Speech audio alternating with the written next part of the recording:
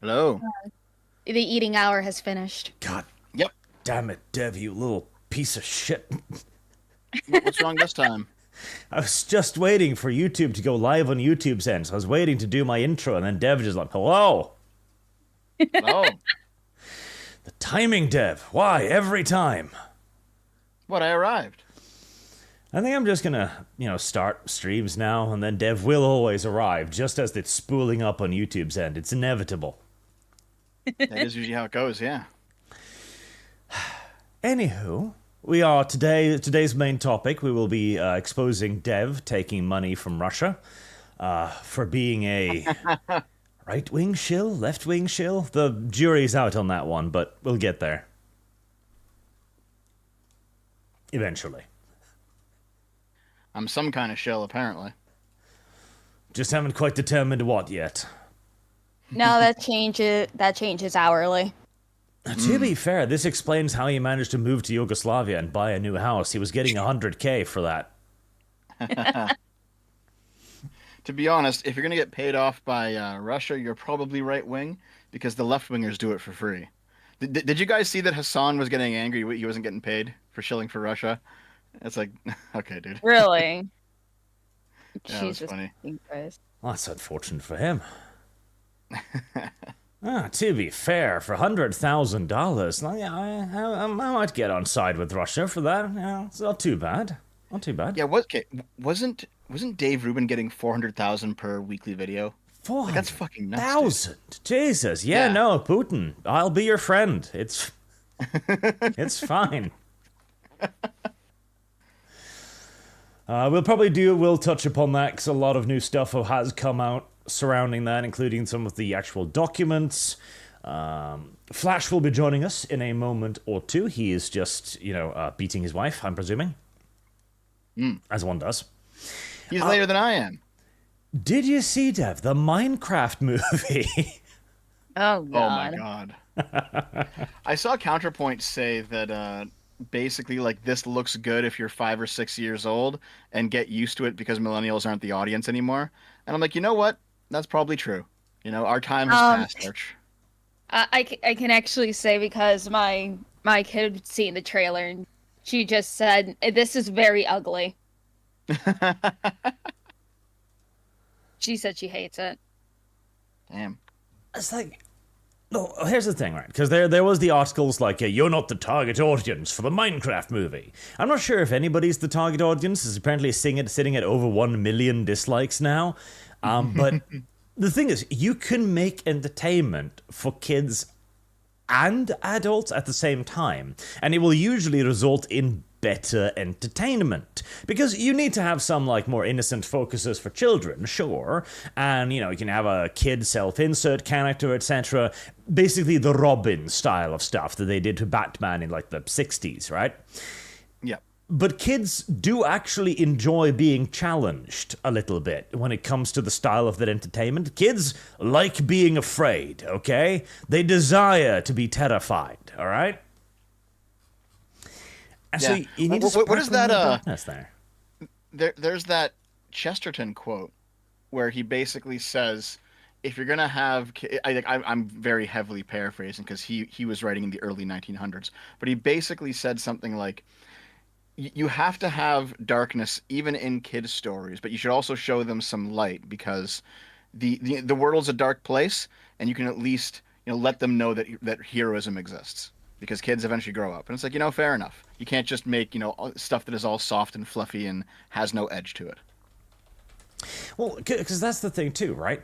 If there's just fluff to it, there is no story. There is no opposition. There is nothing to defeat. There is no story at all. It's just dumb fluff shit.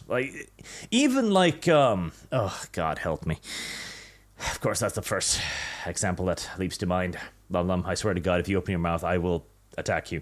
What? My Little Pony.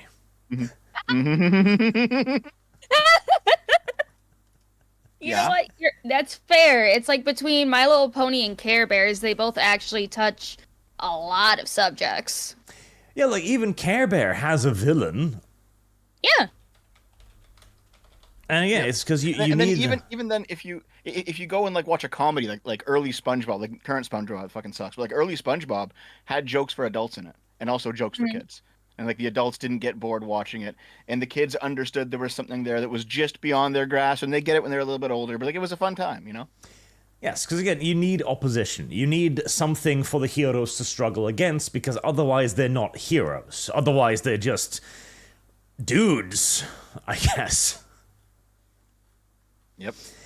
And I'm presuming that's kind of what they're doing here, because the little trailer blurb thingy says that the Ender Dragon is set on a path of destruction, and only our them heroes can save us. As they got Jason fucking Momoa to play some pink shirt wearing weirdo. Like, really? Really? Jason Momoa? Really? Why? That sounds pretty funny, actually. I don't know about that, Dev. I don't know about that at all, Dev. Oh my, he didn't see? It's like, okay, remember the Game Shop dude where he's just like, it's ma'am, or whatever? Yeah, it's ma'am. Oh, that was the first thing that came to mind. Yep. Yeah. Dude, did he gain weight for this role? It seems I like wouldn't doubt it. Or maybe they're just, like... I'll put it in live links, the picture that I found. Like, look at this guy.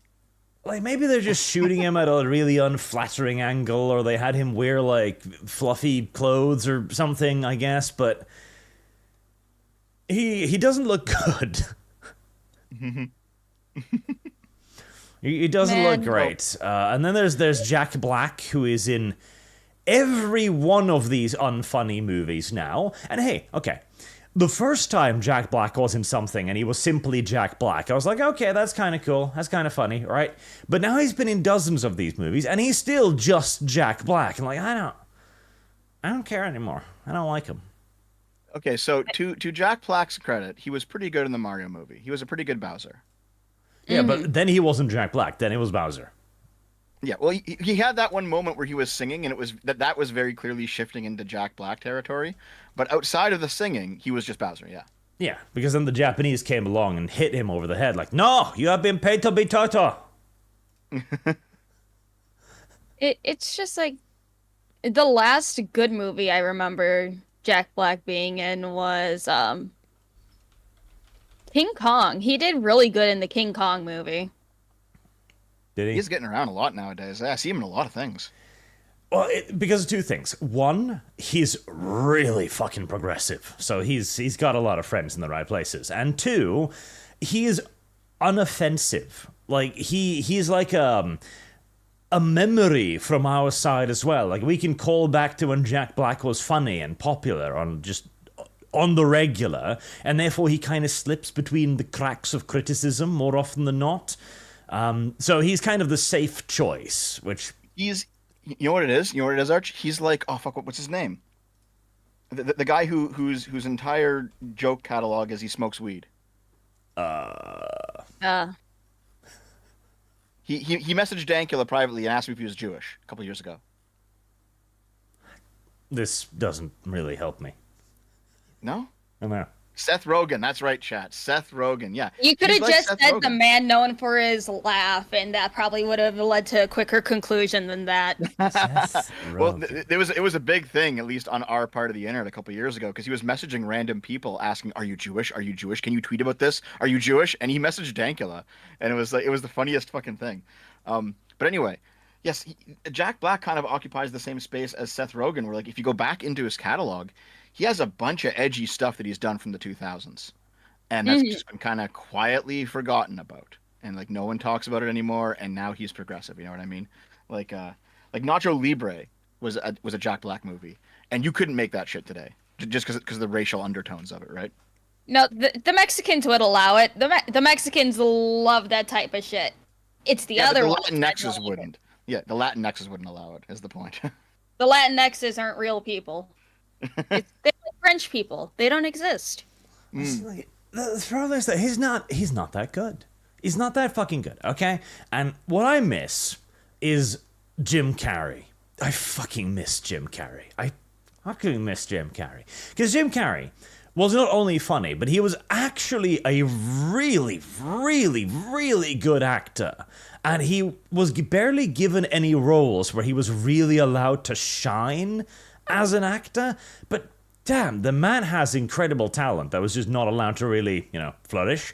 And then he went insane, in essence, locked himself in his fucking shed, and started painting. And nobody's heard from him since, except when he plays Eggman, which he does very well. Yes, he did a pretty good Eggman, to be honest, in those 2 Sonic films. And actually, now that I'm thinking of it, do you guys recall the big controversy with the first Sonic film, where like the CG Sonic looked fucking terrible? Ugly Sonic. Ugly Sonic, yeah. And then they changed things. They changed things up, and then the fans liked the movie. It's like, the fans rewarded the creator when the creator made a mistake, and they said, okay, we'll fix it, and then they fixed it, right? I've seen some people saying that might happen with this movie, where there are some weird things in this movie, and maybe they'll be smart enough to change things up and reward the fans with what they want. I doubt it.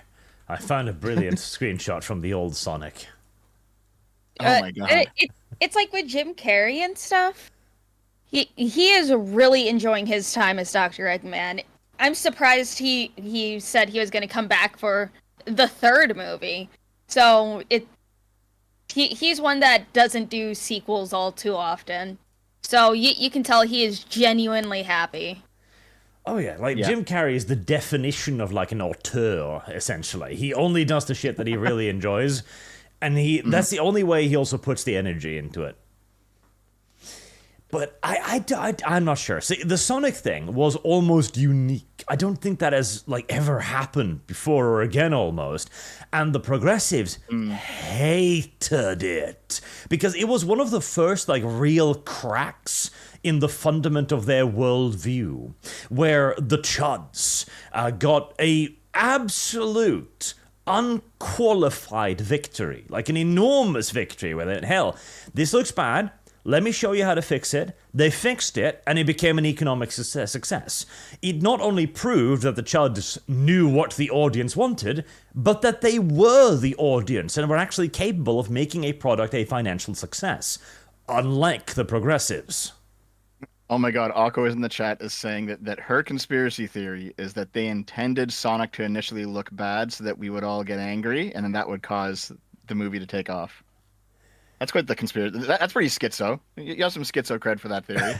So that is pretty 6D chess, but I hope that was true because that would be really cool. Yeah. The strange thing about the Sonic example, Arch, is that the people who were pro that old ugly Sonic, they're not even progressives. They're just like no one cared. I think the progressives were just angry that, as you say, the Chuds won something. Yes. Even though the progressives didn't even lose anything in that conflict. Oh, no, they did. They did. See, the thing is, again, it's not that they were angry because they really liked the original design. No, nobody really liked the original design, I'm pretty sure. But it was exactly that the Chuds moved in, said, this doesn't look good, then the company changed it, and then it became a financial success. I remember articles back then, it's like, they're catering to the evil right-wingers. And yes, in essence, they were, because it turned out that the right-wingers were they just were the audience.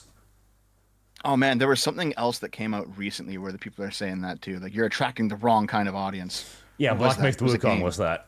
Yeah, that's what it was. Yeah.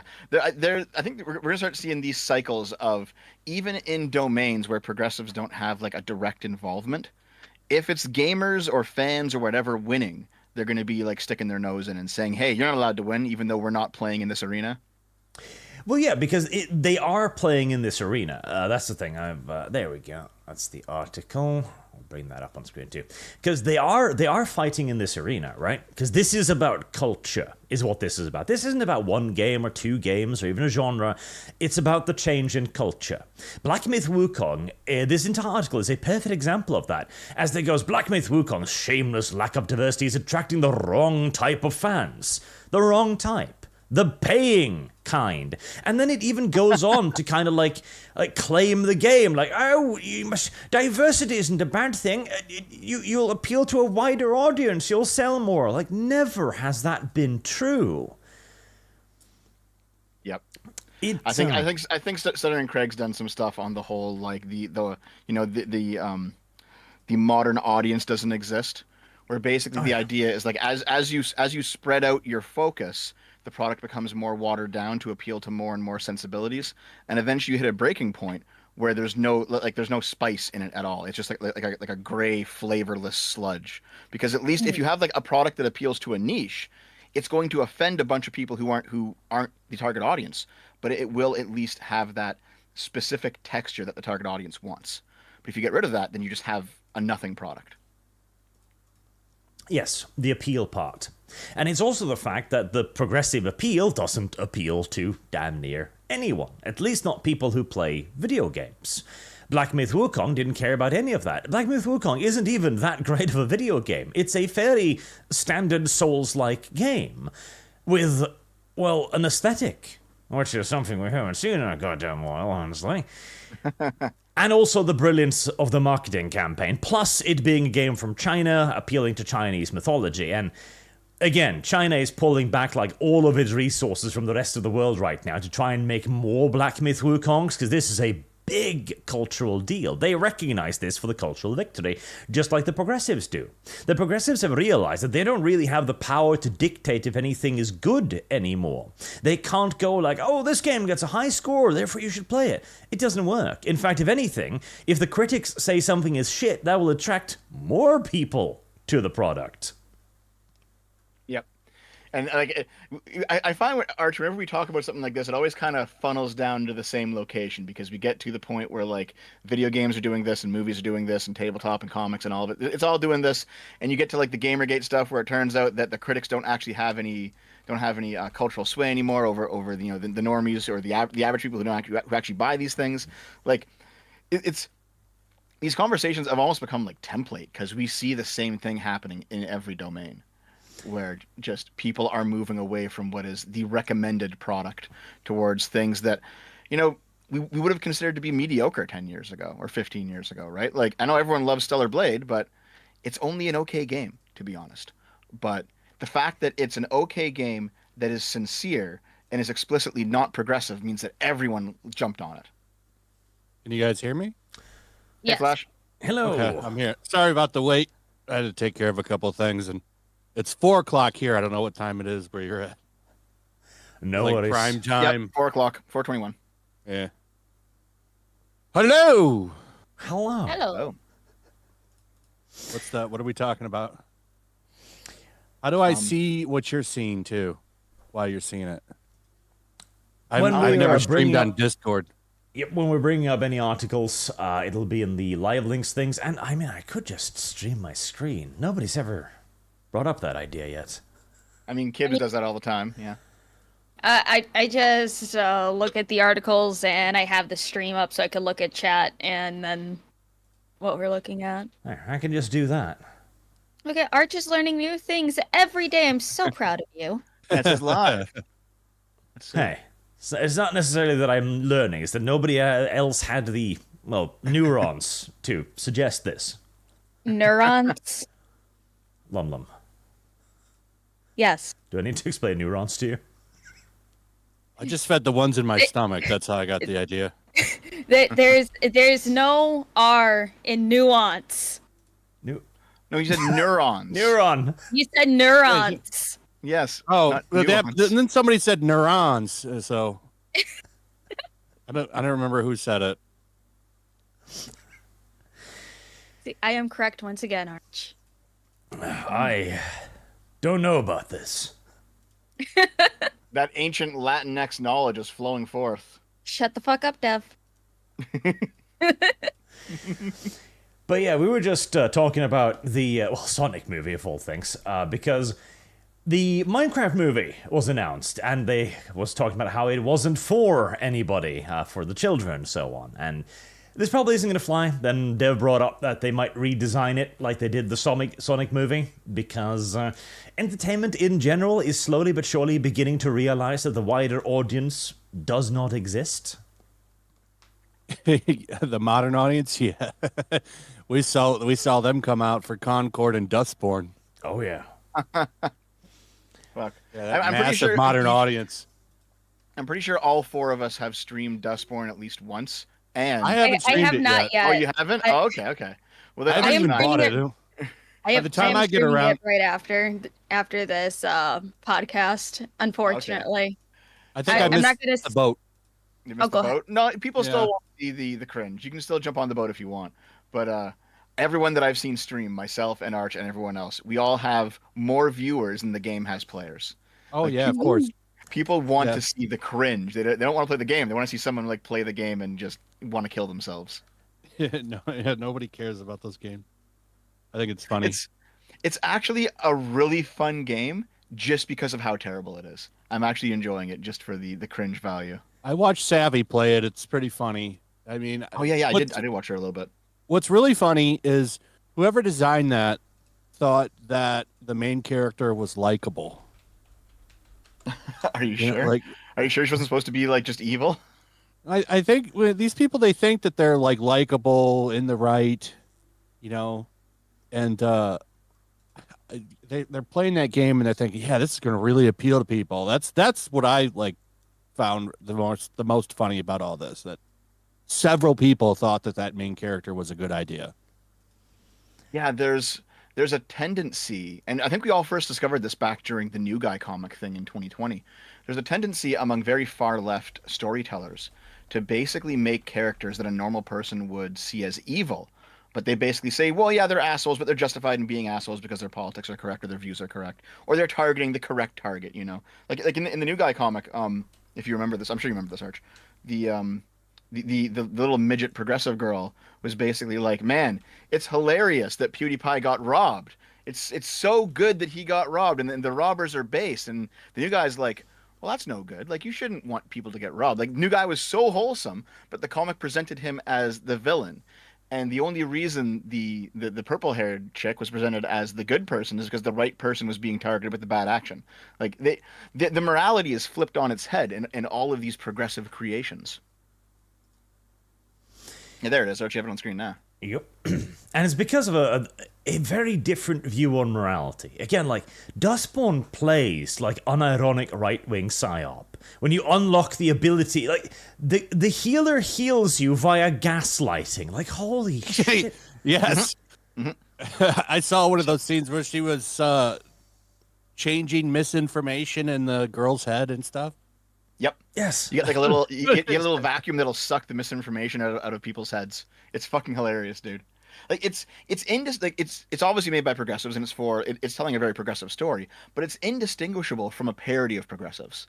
Like it seems like it could just be made by someone who's shitting on them, and it'd be all the same thing. It really can. Like, one of the first places you arrive at is this little commune of all women out in the woods who are worshipping a sun god statue and like, hello, the acolyte.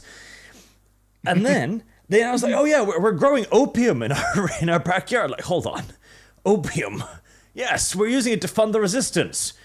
You're unironic Taliban in America. Like, you are not. How are you the good guys again? Well, we're female. Oh. Yep. Well, no, it's because they're all anarcho-primitivists, Arch. That's why. I mean, they sure aren't primitivists in their choice of firearms. Yeah, it's so dumb. Like, Are they really worshiping? Oh, were they worshiping the sun god in it? Oh yes, there's a giant sun god statue made out of scrap metal that they gather around It's a to. sun goddess, Arch. It's a goddess. True named goddess. Jane. Yeah, but yes, they were. Yeah. Maybe they're One Piece fans. I recall talking with Mahler about it, and I was like, because he was playing the new Star Wars game the same time as I was playing Dustborn, and I was like, listen, the Star Wars game it has a bunch of woke shit in it, and you know the ugly girl got it, man jaw. Okay, I understand it, but like if you take away the woke stuff, the game is still just kind of boring. Like it's still bad. The gunplay isn't very fun, and the the shooting's not very good, and the open world kind of sucks. But Dustborn, it's just all woke stuff all the way down, and if you take away the woke stuff, there is nothing left in Dustborn. So you almost have to have like a little bit of political literacy to understand exactly why Dustborn is so bad, right? Like they say that this is the dystopian future of late stage capitalism, where for some reason the fascist American government has outlawed international trade. And I'm like, hold on, capitalists wouldn't, even the most evil capitalists would not outlaw international trade. That's one of their cornerstones here, guys. Like It's tariffs on it. yeah, like they're so stupid. You have to understand like a bit more than the average person understands about politics to understand why the game is as bad as it is. That's kind of the fun of it, though. It is. Like, I haven't gone very far yet, but one of my favorite scenes is when there's a bunch of people who are shouting at the woman. The woman is black and female, so you're like, okay, well, she's clearly the hero here. And she's being yelled at by a white woman, so that's clearly the villain here. And like she's shouting things like they're changing our mind, they're entering our minds to screw us over. Like, we want to speak about this, we want to be safe. And then you walk up behind them like, hello, I'm going to use my mutant powers to change your mind now. Like, holy shit, I'm the villain. And they just let you do it, yeah. Yes. It's pretty funny, yeah. And the game cheers you on for it. Like, yeah, you mind raped this chick, and she might be damaged for life, but, you know, you did what you had to do. Well, here's the thing, Arch. You have to understand that they're all being discriminated against for being mutants. And also, your mutant powers allow to give them the proper politics. So, it's all good. Yep. It literally is like, when I do it, it's okay. Yep. Anywho, what we were actually going to talk about a little bit today as well, before we got completely sidetracked, was creating stuff. Because Yellowflash is about to release a comic, aren't you? Yes. Pretty soon, actually. The Mighty Golden Patriot. That's right. Find a nice little picture over here. There we go. Ooh, that looks cool. There we are. So, how long have you been working on this? About a year. A little bit over a year. Took a little while to come up with the idea itself. So I wanted to do something fun. And I read a lot of comics, so what I wanted to do was make something fun that I would want to read, especially when it comes to like the Sentai genre, which, you know, when you look at stuff, you look at for holes in the market, and there's a massive hole, at least over here in the West, for characters like this. There's nothing, even like Hasbro, they're not even doing anything with it anymore, and they own the license. Yeah, because I was going to ask you about that, because there's very clearly some like Sentai and Power Rangers inspiration here, isn't there? Oh, yeah, yeah. Spandex and a helmet. Definitely a genre that I like. I mean, it's really popular over in Japan. There's people that do it like, you know, when you have the people outside of shops to get them to entice them to go in, there'll be people out there dancing with signs and spandex and helmets like their own Sentai designs. It's wild how popular it is over there. But there's not much going on over here with it, so I thought it would be fun to make a character like that, inspired by it, and do something with like my favorite era of comics, which would be like Golden Age war comics. I love that old World War II propaganda comic book. Like, that's what a lot of them were. You would see them selling war bonds and on the covers and stuff, or Captain Marvel, known as Shazam today, actually like fighting with the army in a lot of cases. Captain America did it. Superman, not so much. DC didn't really want to jump in on it as hard as Timely Comics did, aka Marvel. But I love that old stuff. Gotta punch Hitler. Yeah, he did. Yeah. So I wanted to do something like that and kind of bring that back, and that's what kind of led to the idea itself. To, you know, let's put a Sentai inspired character in World War II. See, you don't see a lot. You don't see a lot of like comics in World Wars anymore. So there's a hole there, and I wanted to fill it. You really don't, because I was about to say there's two niches you're attacking here that are not done much. Like Sentai in the West is practically unheard of, and World War II stuff, which we had like a brief golden age of like 10 years ago, and then it just there was a lot, and it just kind of, you know, it had its course for a moment. But I always really loved that shit, so I wanted to go back to it and bring it back. So I mean, there's a lot in here. There's a lot of stuff that I like in here. I have like, if you're a fan of manga in general, I mean, it's not a manga style so much. It's a Western book, but the action in the book is definitely manga inspired, because that's one thing that manga has over a lot of stuff over here. Like they really pay attention to the action, especially if it's like a shonen book. And I wanted to get that right. Like that was kind of the main focus, was making sure that we have a good action book. Or the front to back, it's hardcore action all the way through. Really cool. There's definitely a hole in the market there, I think, because there's just not a lot of this anymore. Like, hell, even the comic book industry in general, beyond the big two, Marvel and DC, you do have a burgeoning group of, like, independent comic creators now that are starting to get a little bit of recognition. But it is still a very difficult market to get into. And there's just not a lot of market infrastructure either. Because we're not like Japan, who have the, like, Shonen Jump and stuff. Like, easy access to the kind of comic industry and a way to get new creators out there. Well, they do have the Shonen Jump app here, which I think it's still... I just have my auto pay with it, but it was $2 when I got it. You literally get everything they've ever made. It's the best deal in comics over here. $2 and you get everything Shonen Jump's ever published. For $2. And they That's bring not out the bad. new stuff. I know, right? It's $2. It's like a candy bar in a gas station.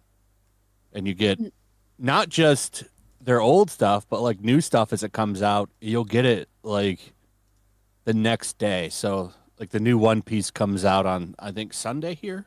It dropped in Japan, I think, today or yesterday. So when you get it pretty quickly, you just have to translate it. A translation thing. Hey, at least the Japanese have started to actually do that. There wasn't that many years ago before they viewed the Western market as just hopeless and they refused to do anything for us. Yeah, no, you're not wrong. It takes so long to get stuff. I remember waiting for Final Fantasy VII like a whole year looking at screenshots of that game. Do you remember that? Oh yeah. Yeah. And I mean, that was even when they bothered to translate something. Like, one of my first encounters with, like, Japanese entertainment was visual novels. That shit never got translated. It was dudes in their basement poring over Japanese textbooks to make fan translation patches for that shit. Yep. Those are A pretty lot of Super popular Nintendo now. games too. Visual novels are all over Steam. I see them all the time, left and right. They've kind of Yeah, picked but up. a lot of those visual novels are absolute fucking slop, though. Actually, that was a controversy recently because in the most recent Japanese Nintendo Direct, they announced a remake of one of the most famous visual novels of all time for the Switch.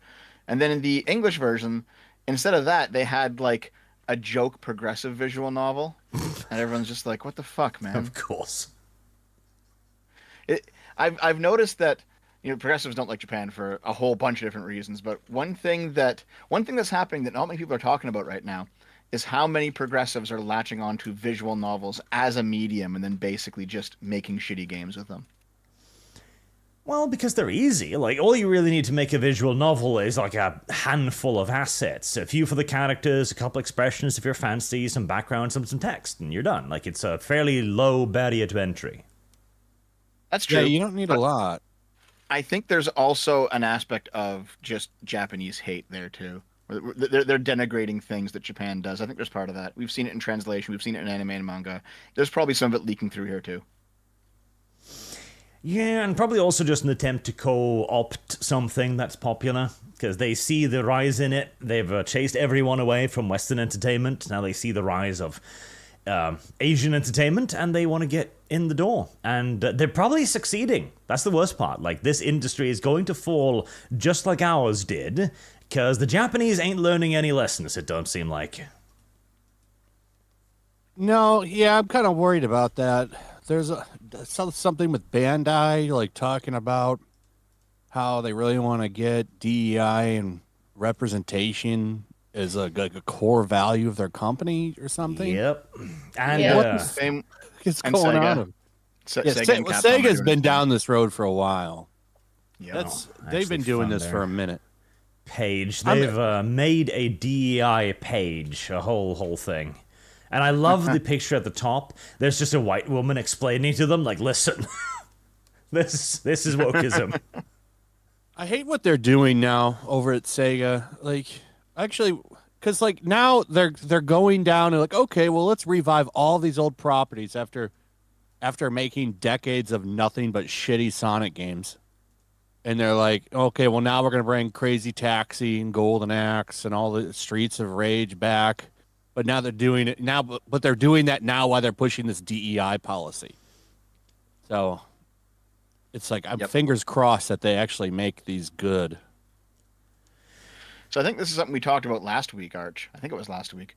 But basically, my hypothesis was that Japan goes through the closed and open periods of its history, and when it's open, it tries to put itself on equal footing with the European powers to say like, hey, we're just as good as you guys. We're also a notable civilization of the world, and so they just mimic whatever the West does during their open periods, and we've seen this a few cycles now.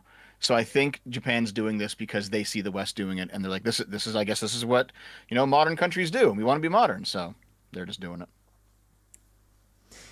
Yeah, and I mean, this hasn't even been going on for that long, but it's been shaped throughout Japan's history. In the feudal era, where the gun completely changed the power dynamic in Japan, then they closed off a little bit again because they were beginning to Christianize at a worrying rate for the shoguns. Then the Americans came by in a giant armored boat and said, hey, trade, or else. They did, yeah. We're going to make you do business with us. But hey, that pushed them forward.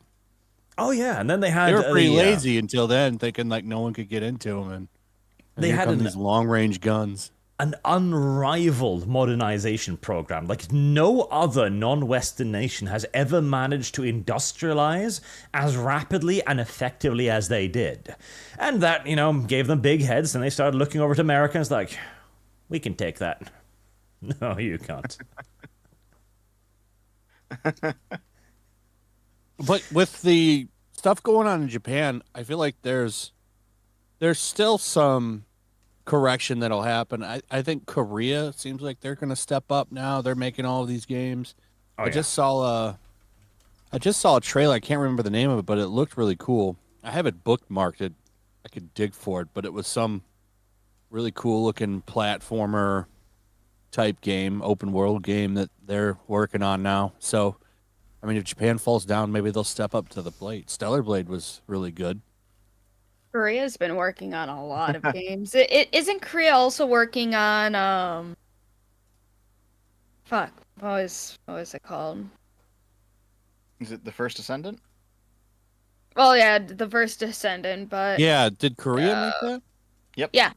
Okay, well, there's another one. There also one project that I think looks intriguing is this one here. I'll link it. Inzoi.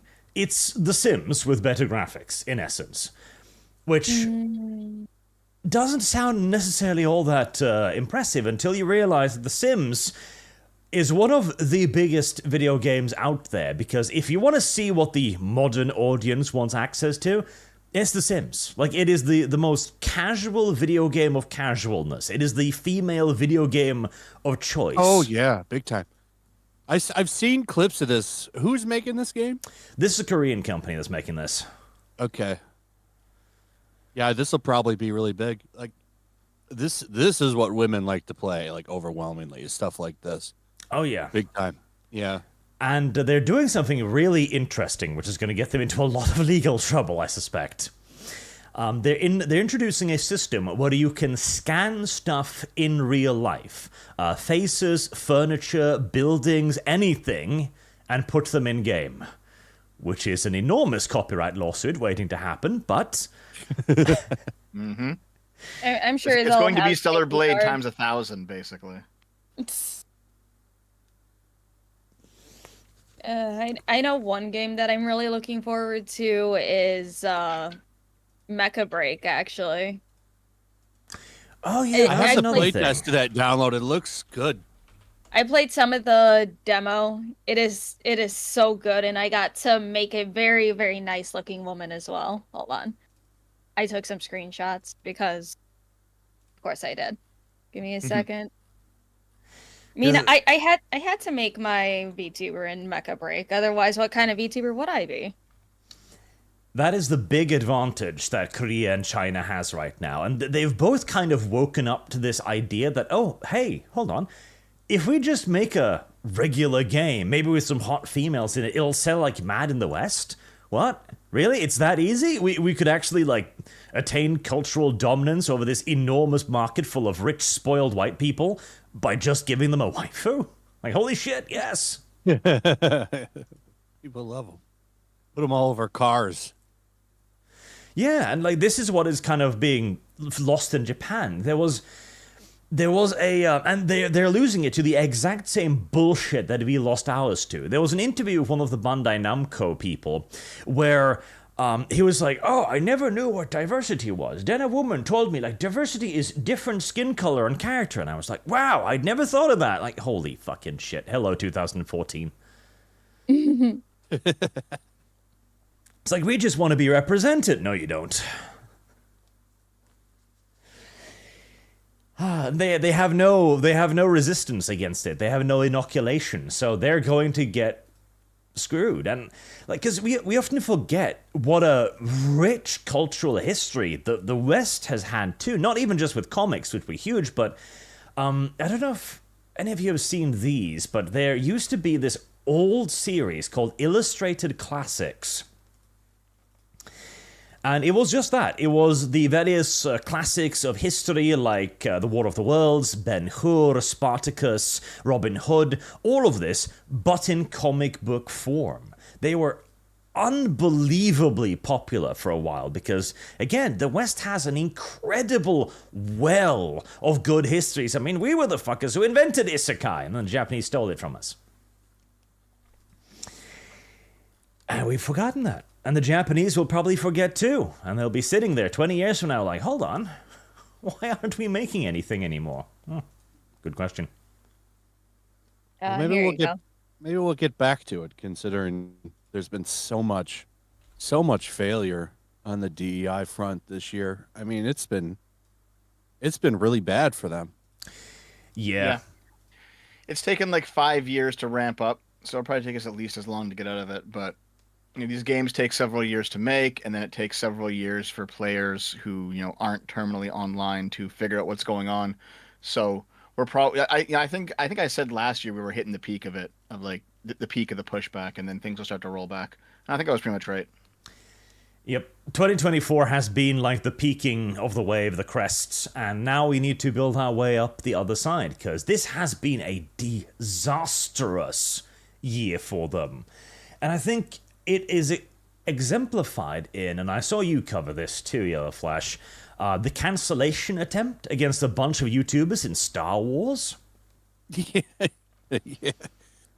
Our show sucks. Let's get people canceled. Like I heard about this. What was the story though? So you have that rewriting Ripley, which has YouTube or the community manager Katie. She was community manager for Lucasfilm, and she teamed up with some other woman, and they started this rewriting Ripley thing. Like 3 years ago, they tried to go after people just like they're doing now, and now they've kind of crept back up. But you could, it would be an easy assumption to assume that there might be some connections to Lucasfilm here, considering she had one, and then a lot of the people that organized with them, like Star Wars Explained, particularly Molly, who's half the person, like it's her and her husband. There's pictures of her hanging out with Leslie Headland and Dave Filoni. Same with this other guy.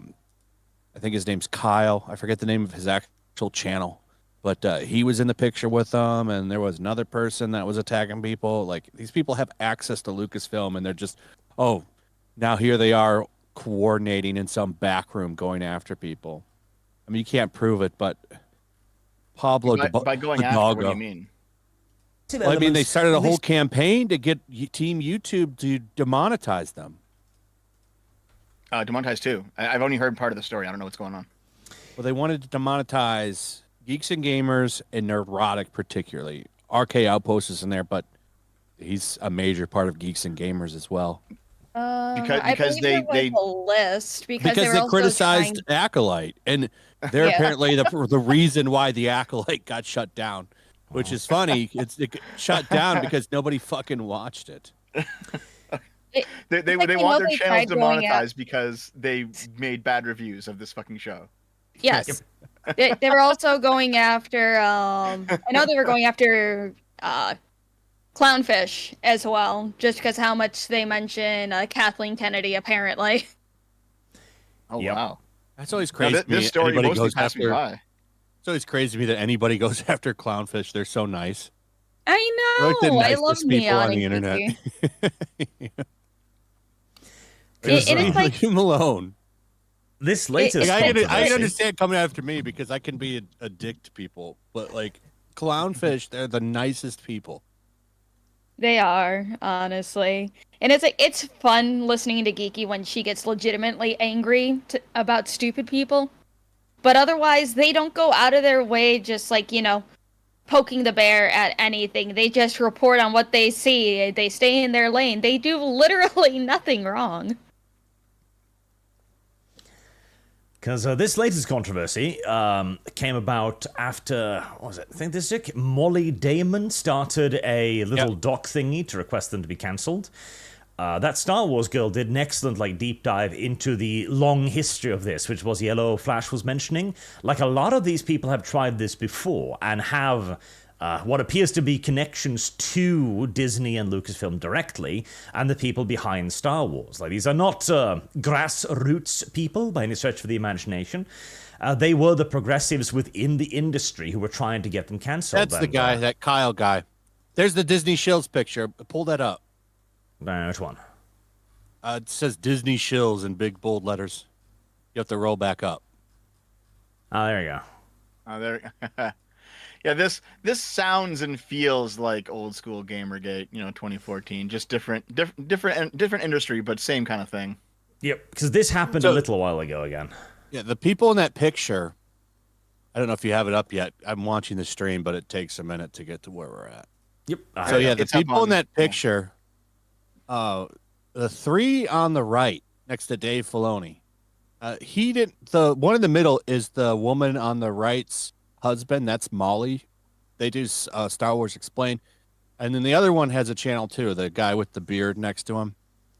They were pushing really hard to get all of them demonetized, which, by the way, is considered targeted harassment and very much against the TOS and off-site behavior policies of YouTube.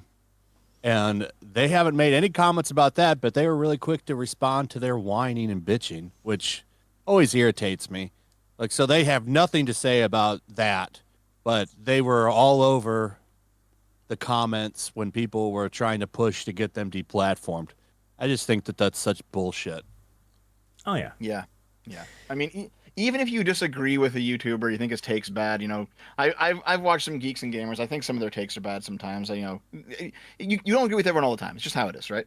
You shouldn't want to see them get demonetized, because now that means that they can't do anything anymore. And if they have families, the families aren't going to be able to eat anymore. Like, it's a scummy tactic to cross the line from I don't agree with you to I'm going to get your money taken away.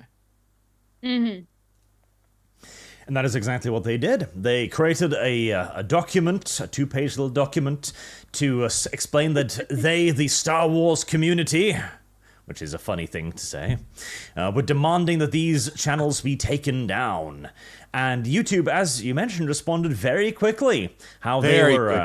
They were worried about this too. Like, you gotta report the video so we can check. But that was then knocked down completely as YouTube responded, and then responded to the request for a feedback clarification. And YouTube was like, yeah, no, this is not in violation of anything. Yeah, go away. I find it like in there, like they're mad that Gary probably said it. That he called Amanda Steinberg an adult pretender, which she is. She's a fucking actor, and that's what they are. They're pretenders. Well, they were that. That's some kind of like a racist thing to say.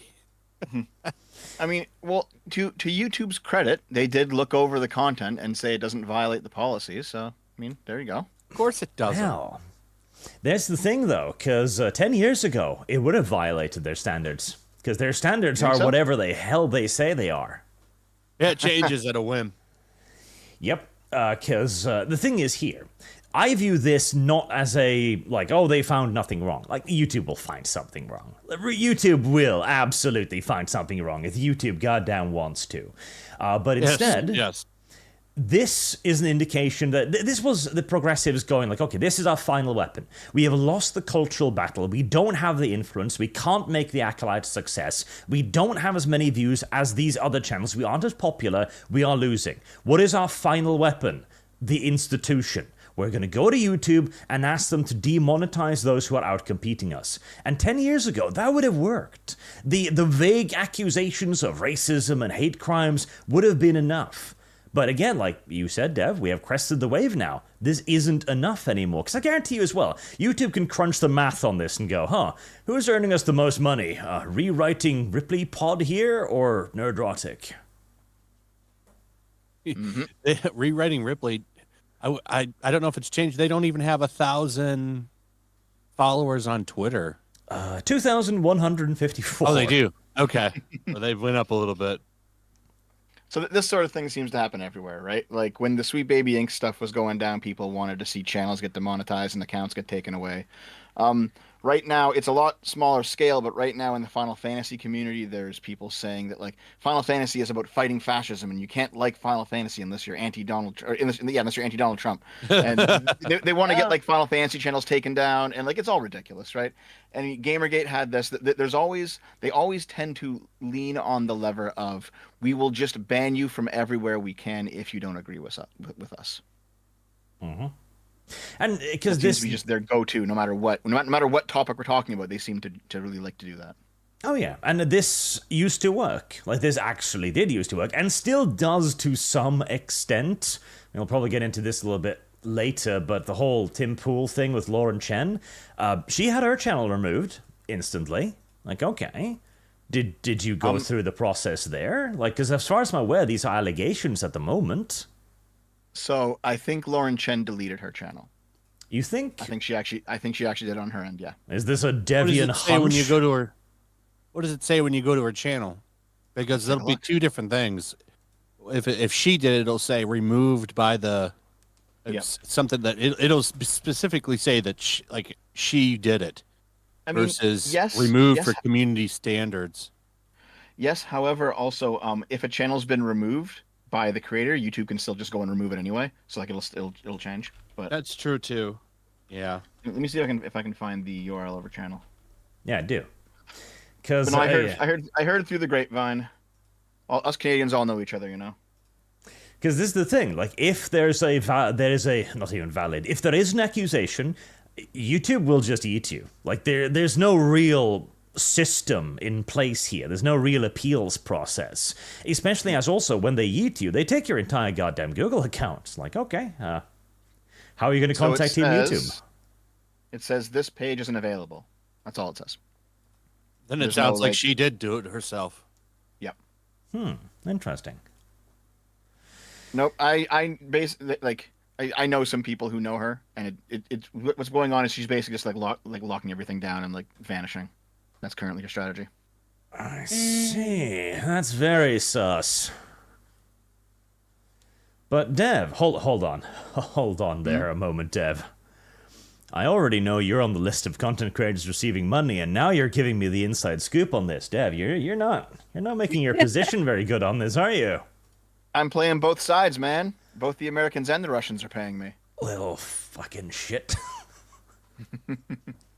Gotta follow the money, Arch. You know how it is. Well, at least you're being successful in that regard, I guess. Maybe she'll go back to being roaming millennial. Oh my god, that was her way back in the day, wasn't it? Yeah, that was what she used to call herself. Yep, time flies. Did she rename her channel, or does that she have another channel named that still? I'm not sure. Let me look it up.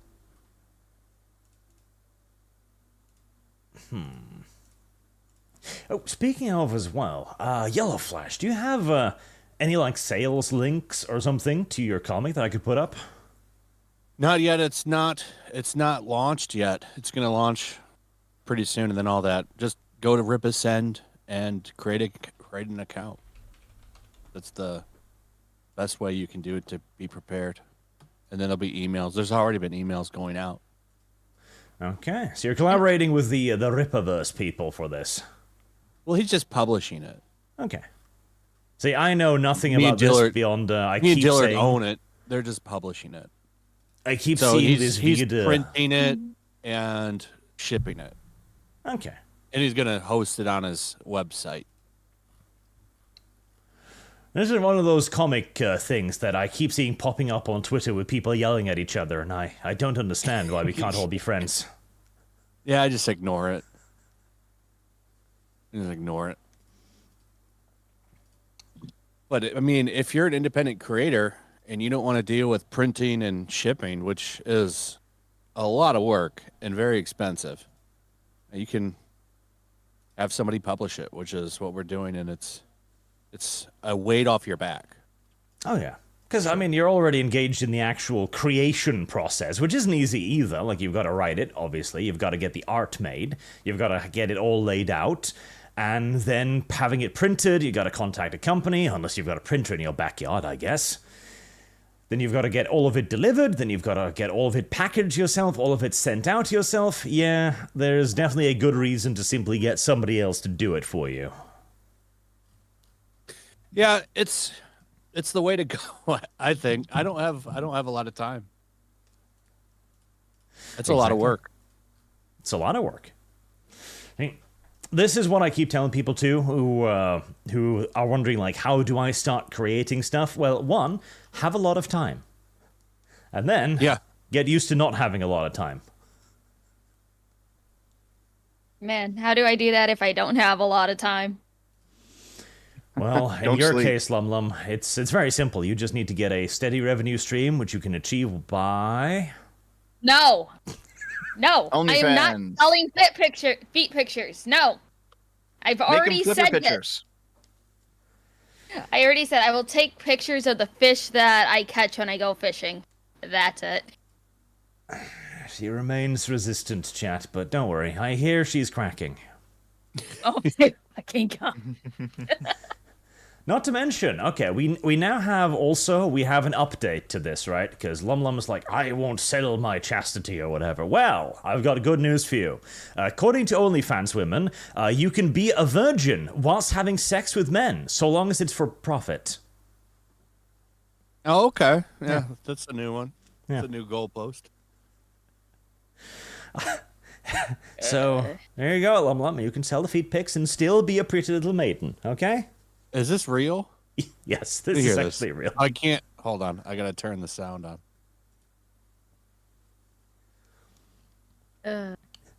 I'll never understand women. Everyone thinks like I'm a OF virgin. girls are How are you like, a I'm virgin? Well, you see, I got Like, my you whole collaborate stretched, with but I paid for Yeah, it. of I didn't do it course. for Wait, so free then with someone how I do you love, do so it? technically, Because I am a for work. virgin. I'm filming. No, It's like- no. You're It's just kind a of like a whore. tax write-off. You know what I mean? Okay. It's a tax write-off. It's a dick write-off, in this case. For Lum, it would be feet write-off. You just gotta send that into the government, and they'll understand. I guess she's doing the whole gay for pay logic that gay porn actors do, where they're not actually gay because they don't like men, but they'll fuck men for money because it's money. That's crazy. So she's like, it's a tax write-off. It's not real sex. Yes. So she's banging these dudes, and then she's like, "Oh no, we gotta wait till we get married." And there's probably some simp out there that'll take the arrangement too. Probably. Like, it's... Like, I wonder if... I wonder how, like, okay. Is this... do you think this is just cope? Like, she's built a mental barrier for herself? Like okay, being a virgin has value. I still have value. I'm not actually just some whore. Like, it's just a means of self-protecting her ego. And by that, I mean the sense of being. Or do you think she's actually stupid enough to be like, oh, yes, no, I mean, I got fucked, but it was for work, so it's fine. She's just doing some crazy juggling, trying to justify that she's still a virgin because, I mean, especially for like high value men, that's a value that they look for in a woman. Or at the very least, One that's not a whore. Yeah, like at the very least, not having, you know, your sex tape out there. Or, hey, look, you know what? This is one step beyond. This isn't having a sex tape. This is actively producing sex tapes for the consumption of others. So if she's like very, very, very far left, there is some wacky communist logic that'll basically make this true, but no one's going to believe it. Oh, okay. Left-wing dev, give us your wisdom. Left-wing dev. So most people will say that, like, if you were raped for your first time, that doesn't really count, right? And because it was against your will, you didn't consent. I understand that point of view. I'm not sure if I believe it, but I understand the point of view. It's a little different than fucking dudes for money. That's true. On But camera. a communist will say that all work is inherently exploitative due to the power imbalance between workers and bosses. So anything that you do for money is always going to be against your consent. Because if you don't do it, you will starve. That's the communist logic. So this person can say, oh yeah, I'm getting paid, but I'm not consenting to any of this. I can't consent because the It's power like imbalance is in there. There was some sex worker I saw a week ago. He's like, I loved when I was a sex worker. I loved going on these vacations, but I always dreaded knowing that I was gonna have to like let somebody use my body at the end, taking like these women to these extravagant vacations and stuff. These escorts. Yes. It's like, damn, if only he didn't want sex. Implying that it was kind of rape. that. She was implying, I can't, like, I'm paraphrasing this because I can't remember the exact thing, but she was implying that she was being raped during this. Yes, I think what she literally said was like, I love to go to exotic countries, but I always dreaded the fact that that at the end of the day, I was going to have to allow this man to rape my body. Yeah, something like Jesus that, yeah. fucking Christ. You could always not go on the okay. Hey, you could stay home. Yeah, but Dev, she can always really get a wanted real to go job. to Dubai. Jump on Google Maps, you can go to Dubai that way. And she really didn't want the Saudi Arabia prince to do the thing with her afterwards, but, you know, she was a professional, I guess. Walk around in Street View on Google Map, and then you can do it that way, and you don't have to let that rich man rape your body. Or use VR headset, go to Google Maps, VR. Yeah. You can feel like you're really there. You know, that's funny you say that because, like, I have an Oculus, and the most use it ever got was when I was using it in Google Maps. Not even porn? I never, not into that. It's a lot of work putting a headset on for Complicates the just a couple process. minutes. Yeah, wearing a headset and all that shit. All right, let me do a couple of super chats, and we can go on to, I guess, the big topic of the day too. I mean, we already talked to Dev, like, all stream. Ha ha ha ha. the big- Hey, listen, I am 25 pounds down, thanks very much. I'm gonna make it. Congratulations. Dev is like, I've lost 25 pounds. I'm good, Dev. How many did you gain? 122. I'd say I have about maybe 60 or 70 more to go before I'm gonna be comfortable. But I'm getting there. Before I'll be comfortable. Like, Dev's not aiming at slimming down. He's far beyond that. He's just aiming at comfort now. And Boog, of course, sneaks in at the very beginning to ask the classic Boogian question. Flash, who is best pony? Who is best pony? This is our resident brony, Boog. He likes My Little Pony a lot. Oh, I don't think I've ever watched My Little Pony. In that case, I would suggest Derpy as best pony, because Derpy is, derpy. Let's go with that one. Zonta, Sargon's Twitter meltdown over Tenet media exposure makes me fear he may have taken money he really shouldn't have touched. DOJ posted the receipts. Yeah, did they know they were getting that? I haven't looked into this, so I mean, did they know really, like, Tim and them and Benny? So Tim If you're just didn't know, but Lauren working with Chen the did company. know. Yeah. Tim didn't know. He seems to be innocent. I don't think Sargon took any money, but if he did, I don't think he knew. It does seem to be the case, though, that Lauren Chen knew, which is why she's scrubbing everything. I can send you the interview that Ben Shapiro did with Tim Pool. They sat down and talked for like 20 minutes or some shit. About this? Minutes. About him getting paid by Russia thing? Yeah. Mm. Don't worry Yeah, about it. they I'll probably do just my gave him money and he uneducated was opinion. like, cool. You know, I think that was happened. So this will jump the gun, but Zontar has forced my hand now, and I will remember this. But yes, no, it seems to be the DOJ has now released the documents. The documents themselves are a little bit coded at the moment in that they don't mention Tim Pool or Tenet Media in the official documents, but there's very clear like allegations, not allegations. They're alluding to it very obviously. As this was This is an indictment, right? Yeah, This is an indictment. Just for clarification, an indictment is basically a statement where the government says, listen, this is what we can prove in court. This is what we have evidence for. And if we go to court, we will pull this evidence out and slap you with it. So it is a legal document basically stating their intent. Yes, it's pretty big. This seems to have been a fairly major operation, run at least in part, or perhaps primarily so, by Russia Today, which many will recognize as the media arm, in essence, of the Russian government. Now, Russia Today, see, this is the reason why I think a lot of this is probably true, because Russia Today actually used to have a relatively good name before the whole Ukraine thing, because in the West, we couldn't get any news that was impartial. We got the left-wing news, and that was it. That was the only thing you got. And Russia Today could cover the West from a Russian perspective, which, as biased as it was still a hell of a lot better than the progressive perspective. Also, do you guys know, on this topic specifically about Russia Today, do you guys know who Sophia Narwitz is? Vaguely. Okay, so she wrote for Russia Today as an American citizen up until Ukraine. After Russia invaded Ukraine, she left the job, which is understandable. But she basically said, I had a conversation, I had an opportunity to talk to her like years ago at this point, because she was also, she lived in, what was the George Floyd city? Was it Minneapolis? I forget. Minneapolis. Yeah.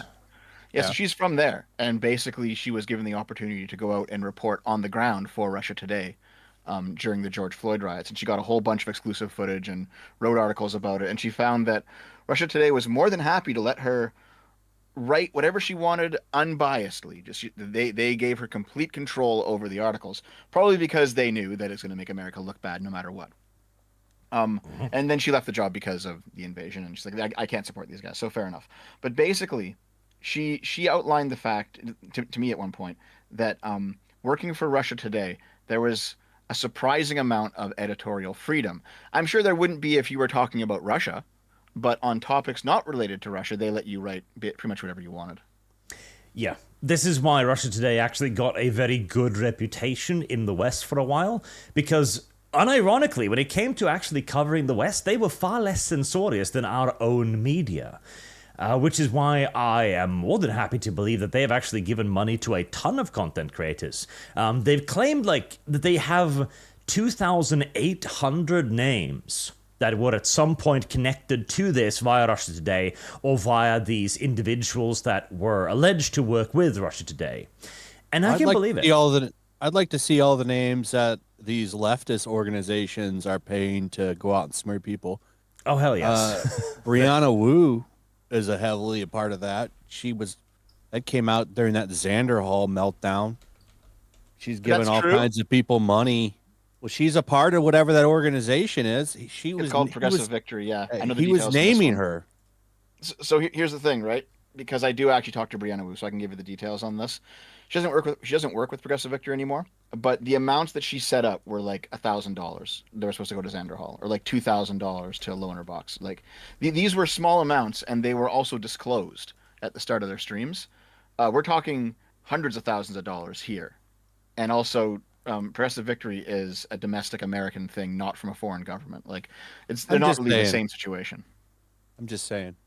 I'd like to know if people are being paid to do things like that. I think it. Oh, definitely. Like Oh, yeah. regardless of source, it should be disclosed, right?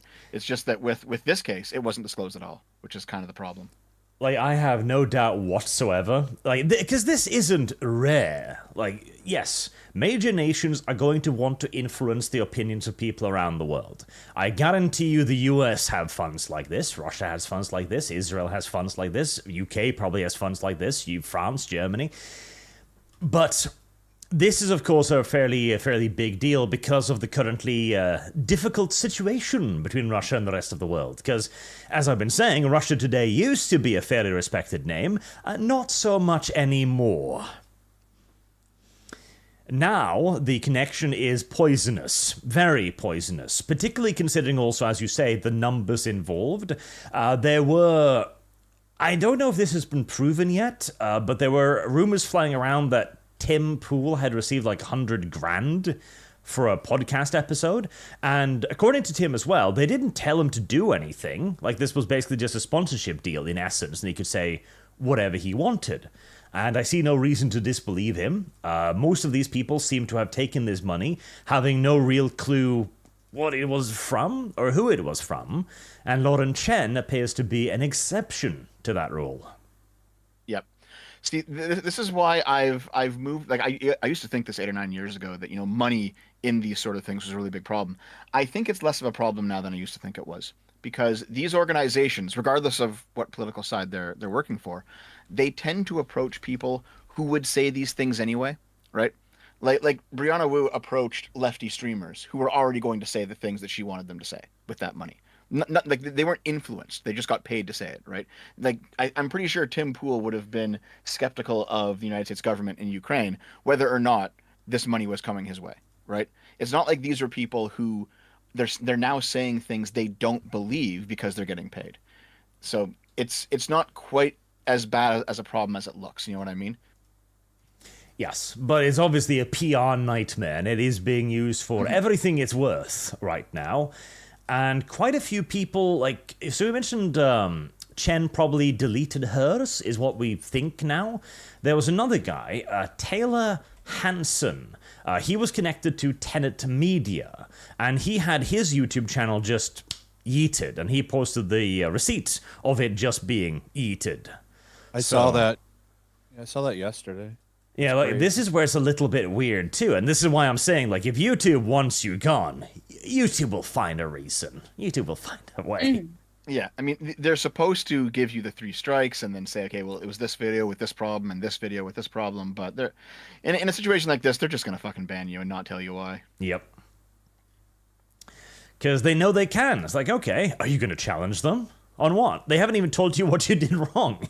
How are you going to sue them? How are you going to contact them? Hell, do you want to sue them? Like, they'll bury you for 6 months just in the process of asking why you were banned. Like, it's a very bad system. Yeah, they'll drag you through court, and that's a common tactic. And they've got the money and the lawyers. Like, that's nothing for them. The hard thing about lawsuits. Yep. It is, especially in the U.S. as well, where you don't have as easy access to, I don't know what the word is in good old-fashioned English, but over here in Norway, one of the things we have is that if you sue someone and it becomes apparent that they did you wrong maliciously, you can actually sue them again for the intent. This is also something you can do if you were like sued by someone maliciously. You can actually sue them to pay your legal fees because they were the ones who dragged you into this. That's the thing here, yeah. I think Sargon did that with Aquila, yeah. Yeah. But again, like, okay, that's another 2 years in court. Like, suing YouTube that's a 5-year dedication of your time and economic resources right there. Mm-hmm. He got his money, though. Took him a while, but he did it. He did. So, yeah, what I understand about this story, basically, is that you had some Russian op going through, funding money through Tenet Media, or is it Tenet, whatever it was, whatever the company was called. And then you had people who were these right-leaning political YouTubers getting paid by Tenet Media to do shows in association with their company. Most of them didn't know it was Russian money. but Lauren Chen seems to have known, and she seems to have been the one recruiting them into it. So for like, there was that really big tweet that Tim Pool put out where he said, "I had no idea Putin can suck my balls, you know, et cetera, to show that like he wasn't he did not care about this. You know what I mean? Yep. I think he ended up deleting it actually. I think he deleted that tweet, but it was funny anyway to see. Oh no, he didn't delete it. He amended it. I'll link it here in the live links. Okay. Because he wasn't aware that it was actually a DOJ like indictment that was official, etc. So he mentions at the bottom there, corrected because I didn't know this was an official DOJ release. Oh, okay. Right. So yeah, he seems to be going out hard, and that's the thing too. Whenever somebody goes out hard against these allegations, that's usually the person I trust, because that means they probably have some ammunition on their side. Yeah, it seems to be the case that Tim Pool is probably like a victim in all this. You know, he was told this money was coming from one source, like probably some sort of like venture capital source that was like right leaning, so they were funding Tenet Media. Turns out it was coming from Russia. Oh shit, I didn't know. That's the most likely scenario here, is that most of these people probably just didn't know. Yes. But this is now going to become a fairly big case, as I talked to you in private about this, Dev. This is going to be used for everything it's worth, and here we go. U.S. accuses Russia of sprawling election interference campaign. Yay, it's 2020 again. Yay! I'm so fucking tired of hearing about it. Oh yeah, because this is the thing now. Now the entirety of the right wing is Russian psyops to get Trump into power.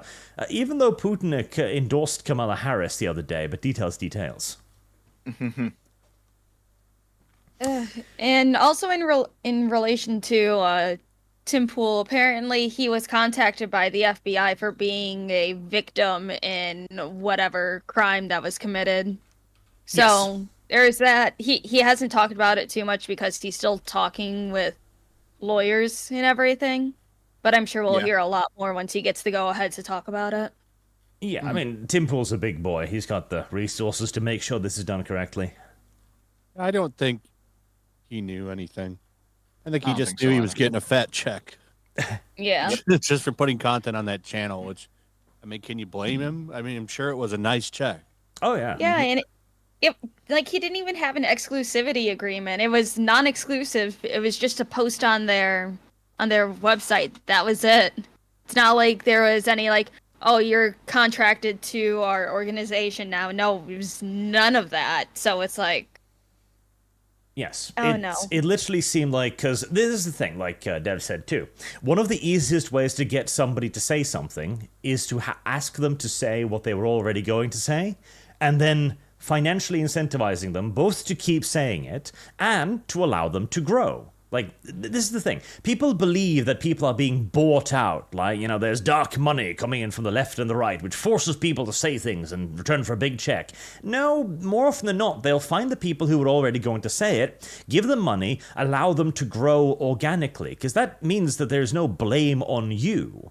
And again, if you're being contacted by an email going, hello, I work for the Russian government, I would like you to take a pro-Russian position, you're immediately going, oh, no, I don't know about that. Yeah.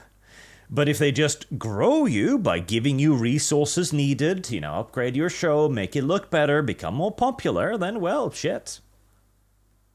It's the kind of soft power that the gaming companies used to use. Like, this was all the rage back in the day when, like, Call of Duty was releasing a new big game. They'd fly a bunch of journalists out in helicopters and give them, like, toy guns and shit and have them play around with them LARPers for a while, pretending to be soldiers.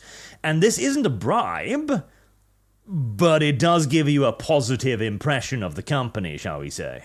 Oh, they're still doing that. They Ubisoft did it with Star Wars Outlaws. They were flying a lot of those That's influencers. right. Some of them were even in that picture out there, taking them on boat rides and taking them to Disneyland and showing them a good time. I just Could have remembered made a better game with that money, to be honest.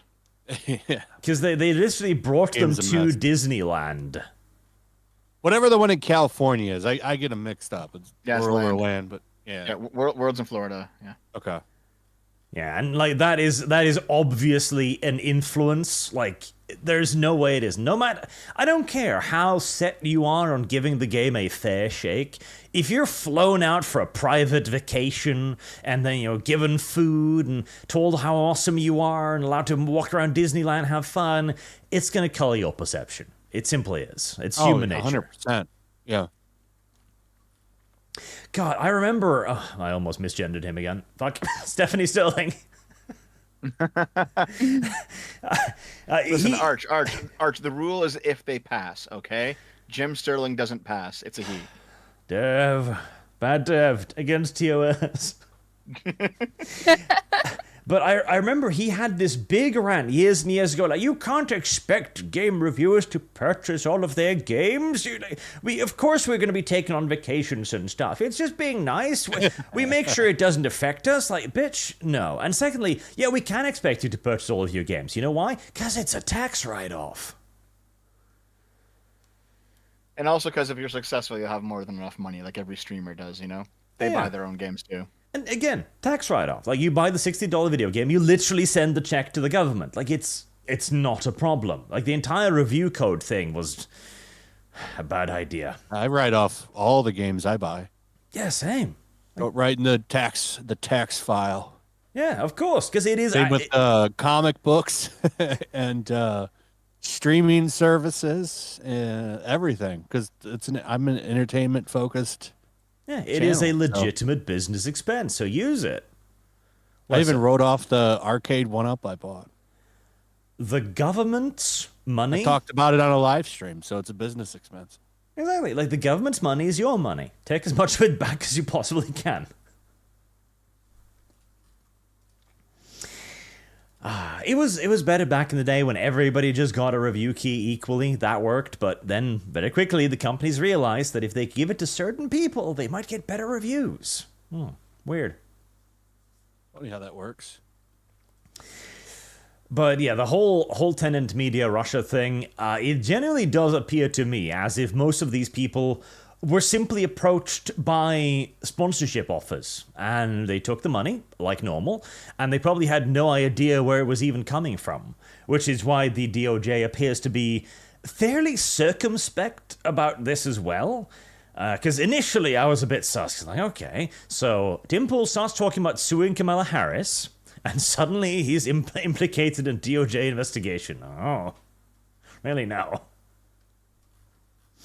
But this was probably in the work for quite some time. He's not, but yeah, and also he's not one of the defendants named in this case. Yes. Well, yet that is one of the weird things. The fact that they're withholding the 2,800 names. Like, okay, why? Because I want to see Dev on that list. I want to see you on that list, Arch. God, I fucking wish. You're more right wing than I am.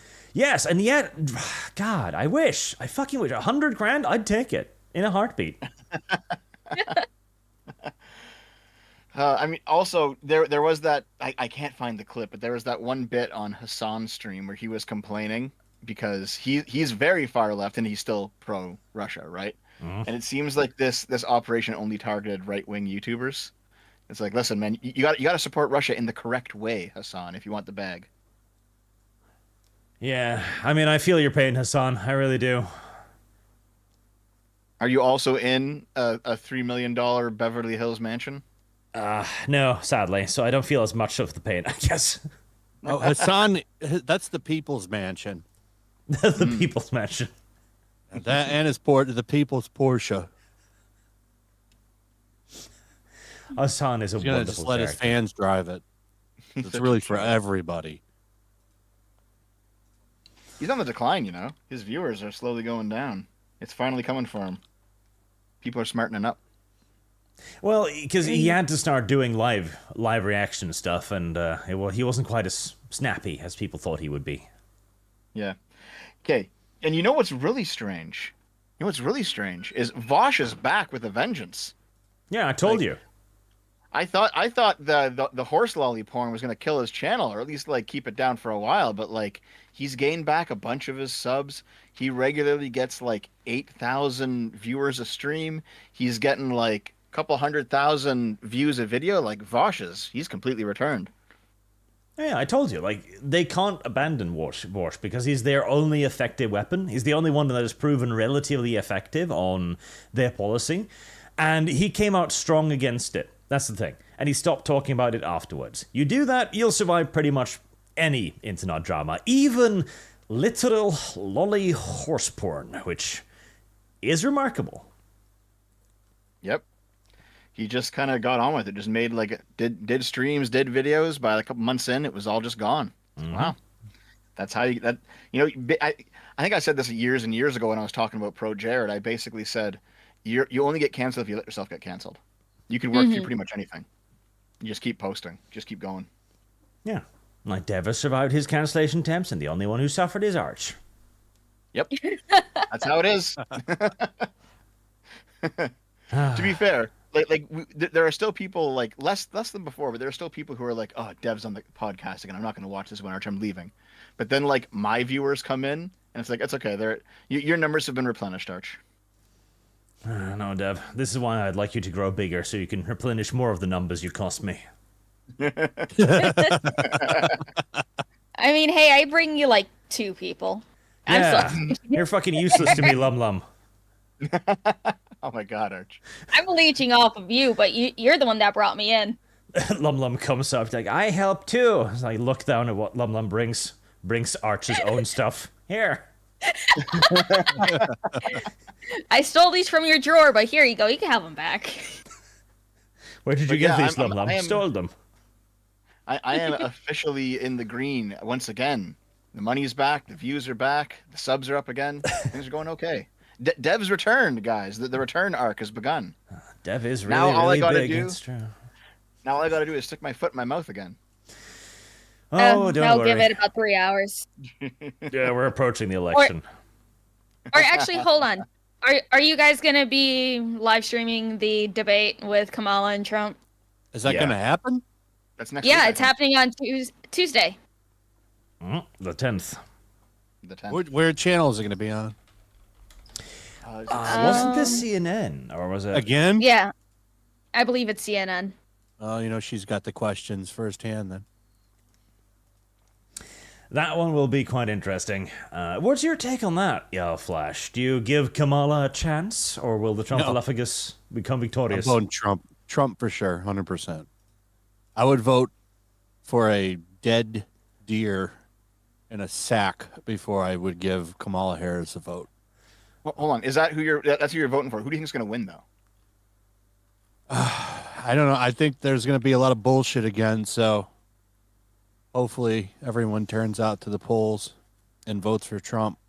That's what I'm saying. It's There's going to be a lot of dead people voting again, prisoners, all kinds of shit.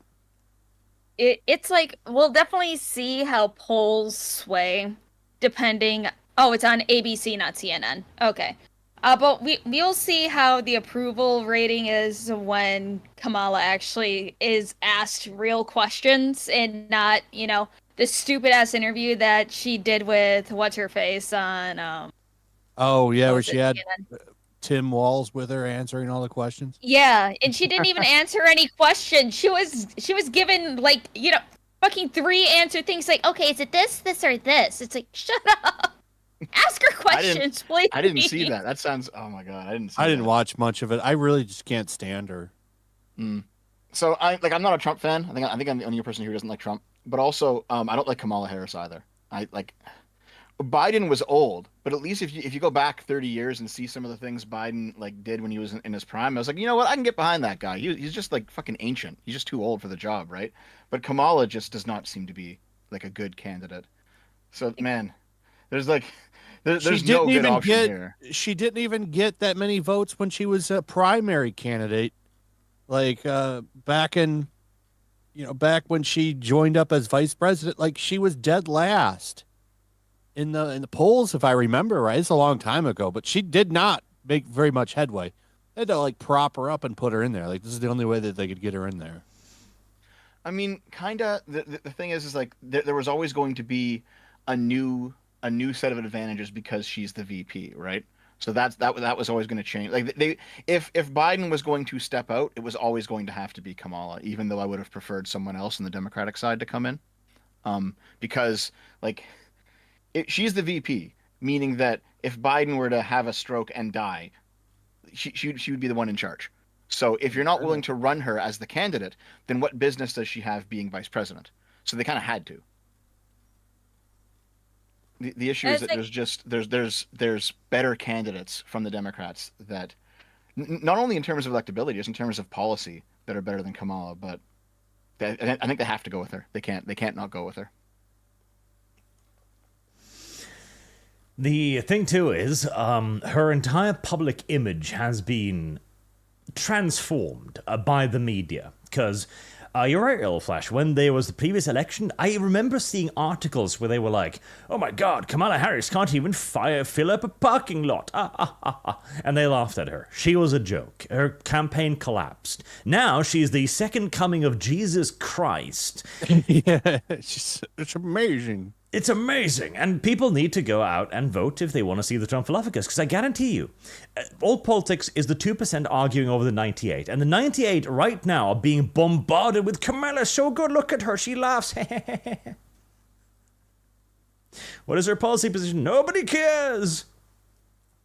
I mean, her policy position is taking a handful of Trump's policies that he's been introducing. Now she's pro-border wall. She is pro. What was it? She's like, I'm gonna make all these changes. Why didn't you do them when you're in the White House right now? Why don't you go talk to Joe? It's like I get You've been there for 4 years. It's like it gets a little harder for the VP to do much, but she was put in charge of the border, and she didn't do anything about it. She says, "Oh yeah, I went down to the border." She hasn't stepped foot down at the border a single day in her life. Well, the wider problem is what you said a couple weeks ago, Arch, is that this election just isn't about policy at all, right? Like, no one knows what Kamala's policies are because she had a whole bunch of crazy far left nonsense policies in 2020 that have all just kind of been memory hold, and she's like, "I don't believe that stuff anymore." Well, if you don't, that's good, but who knows, right? But also, there's not much policy coming out of the Trump side either, because Trump's policy is just to say the best over and over. So, like, this is not an election about policy, I don't think. This is an election about vibes. I was making pretty good money when he was president. I think this election is just about vibes, how people feel about these people, about these two candidates. We have finally arrived at the point where we have reduced the human populace to just vibrating crystals, and we determine our leaders depending upon the greatest number of frequencies. It's not great, but it's where we are. It really is not great. It really is actually terrible, but oh well. What can you do? Nothing. That's what. You can vote. Yeah, I can, because there's no election system in America. Actually, speaking of that, there might be an election in Canada very soon. Yeah, and you'll vote for Trudeau again. Nope. Bad Dev. Fuck that. I haven't voted for him since 2015. I'm not making that mistake again. Sure, Dev. I still remember that video NDP, where I've got you saying that Trudeau was pretty great. Yeah, in 2014 he was. Things have changed a whole bunch, Arch. I don't know, Dev. You better vote for him. You might find your bank account to be frozen. Yeah. I don't like that. Still can't believe they did that. That was insane. Freezing people's accounts. Yeah. Well, they were enemies of the state. A lot of that was just Trudeau trying to kind of follow in his father's footsteps, and I think he destroyed his own family legacy. Castro? No, yeah, I get the joke. No. Okay, how about this? His legal father was Pierre Trudeau, who was a very popular prime minister here in Canada, and also he was the one who used the Emergencies Act to go after the Quebec separatists who had like risen up in like a revolution, and they actually took. They took hostage a British ambassador to Canada, and so Trudeau had Pierre Trudeau had countrywide support when he used the Emergencies Act and he brought in martial law and he had the army on the streets and he basically shut the rebels down. And people were saying, "Oh, you can't do this. You're violating our civil rights. You can't use the military like this." And everyone else is just like, "Shut up, all right? We have like a violent sect trying to break away from Canada here. This is completely the appropriate thing to do." And that was like the defining moment of Pierre Trudeau's his prime ministership, as how he handled that crisis. And so Justin Trudeau comes in entirely on the back of his family name, and he's been desperate to like live up to his dad's legacy. And so he uses the Emergencies Act on the truckers. Completely different scenario, completely inappropriate. And it's come back to like shoot him in the foot. He's been uniquely unpopular ever since then. If only Dev doesn't turn out in sufficient numbers to overthrow the elections and re-elect him. Don't worry, Arch. I'm not voting for Trudeau. We will see. Right. Let me do back to the super chats again, as we were deviated already very early. Were you deviated? Deviated? We're always deviated. Yes, it's a tragedy. Nightmare, how is Dev enjoying his new boyfriend dungeon? You've got a new boyfriend dungeon, Dev? Someone gifted me the game Boyfriend Dungeon. You've heard of it? Oh, what? Okay. I don't quite get what's going on there. It's just, I think it's funny that somebody says, "How you enjoying your boyfriend's sex dungeon?" I've never even heard of Boyfriend Dungeon. What the fuck? So Boyfriend Dungeon is a dating sim where there's like visual novel parts, but the guys that you're dating turn into weapons, and the weapons you use in the dungeon, like roguelike part of the game, and you go back and forth between the two. And as you date, I the remember weapons get hearing about stronger. this game. Yeah. I remember, I think there was an article up on it for some reason, and thought it was weird. You're moving forward with it, huh? Well, I got given a copy of it. I don't know if I'm going to play it though. I appreciate being given gifts, though. I appreciate it, guys. Dev's boyfriend dungeon. Well, it's not as bad as the other gift, so. Well, that's gone now, Arch. That Boyfriend was dungeon. Actually, all right, that reminded me. As the real Holznader sends in, the critics can go fuck themselves. Arch has saved me hours and hundreds of dollars with his reviews and has shown me some bangers like Terra Invicta and Shadow Empire. Also, we should paralyze progressives from the neck down and then drown them. Mean. Jesus. But that actually reminded me of another thing I wanted to talk about. God, the super chats will never be done today. The Joker. Because, okay, the Joker movie came out, quote unquote, at some sort of gay-ass film festival thing, and the critics hate it. 54 on Metacritic. And now I'm starting to doubt my own opinions here, because I looked at that and thought, this is going to be awful. They did the same thing with the first one. I can't believe any of these reviews on it, because remember, you were going to die going to see the Joker. You were going to get, every theater was going to get shot up. There's going to be incel wars at the theater over this movie. Mm-hmm. You remember that? I do. I do, but that was the reason why I wanted to watch it. Yeah, I thought it was funny coming out, and it made $1 billion, and they all read about it. Like, it was a fun time. Which is kind of as fun as Acolyte was recently. But they gave that movie bad reviews, too. I can't trust their reviews on it.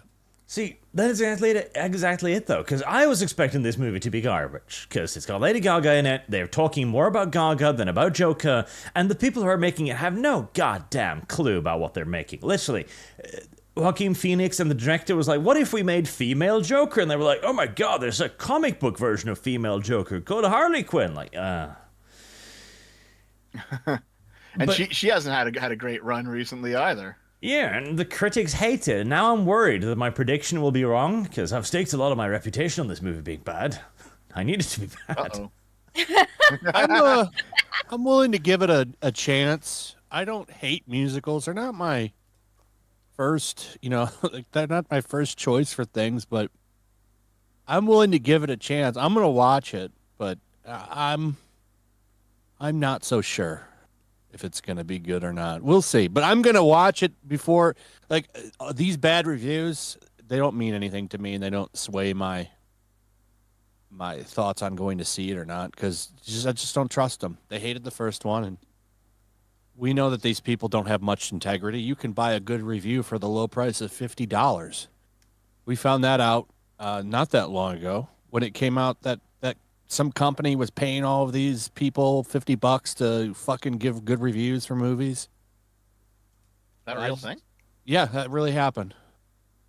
I can't remember. You'd have to look it up, but that was a thing that happened. Some little company was paying a lot of these small reviewers to go in and just, like, if it was getting bad reviews, they would go in and kind of try to prop the numbers up so the Metascore would go up. Yeah, I mean, that works. $50. That was the price. Joker 2. I'll give it a fair enough shake, but just everything they've talked about, the way they presented it, the fact that Lady Gaga's in it, but she isn't Harley Quinn, and she isn't sick, she's not mentally deranged, the Joker doesn't seduce her or anything, if anything, she acts upon him. It sounds like such a classic feminist movie. To be fair, I mean, Arthur Fleck is nothing like the real Joker in the comics either. I mean, these movies are just Joker in name only, really, to be honest. And I really enjoyed the first one. I'm not... It's like its own thing. I was kind of hoping that he would evolve into the Joker, because I view Arthur Fleck's, like, first movie to be a good origin story for a character that could become the Joker. And that was kind of what I was expecting. Yeah, I don't know. After, because the Bruce Wayne in that movie is too young. Yes. Like, he would be, like, by the time Batman comes onto the scene, he'd be, like, 60 years old. Yes.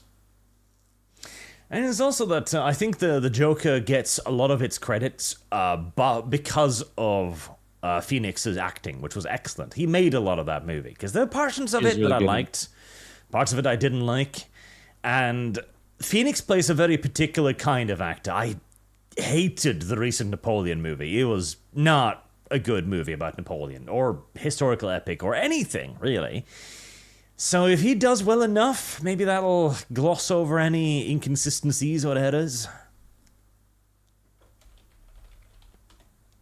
Yeah, maybe. We'll see. He can sing. If you've seen Walk the Line, you know he can do some singing. And she's got a good voice, so, maybe it'll be good. Maybe. I hope not. Yeah, even if it no skin off my back. I liked the first one, though. This one, we shall see. I'm willing to give it a chance. More so than other movies. Hopefully Russia will come and give me some money for reviewing it, so I'll earn something back. Maranga 2 says, just the Snoot of us. Snoot game has been funded. I'll have to play the Scaly game now. Such is life. Artemis Fowl, I have contacted the FBI and have advised that would allude to Dev is on their list of paid Russian shells. Good. Oh my god.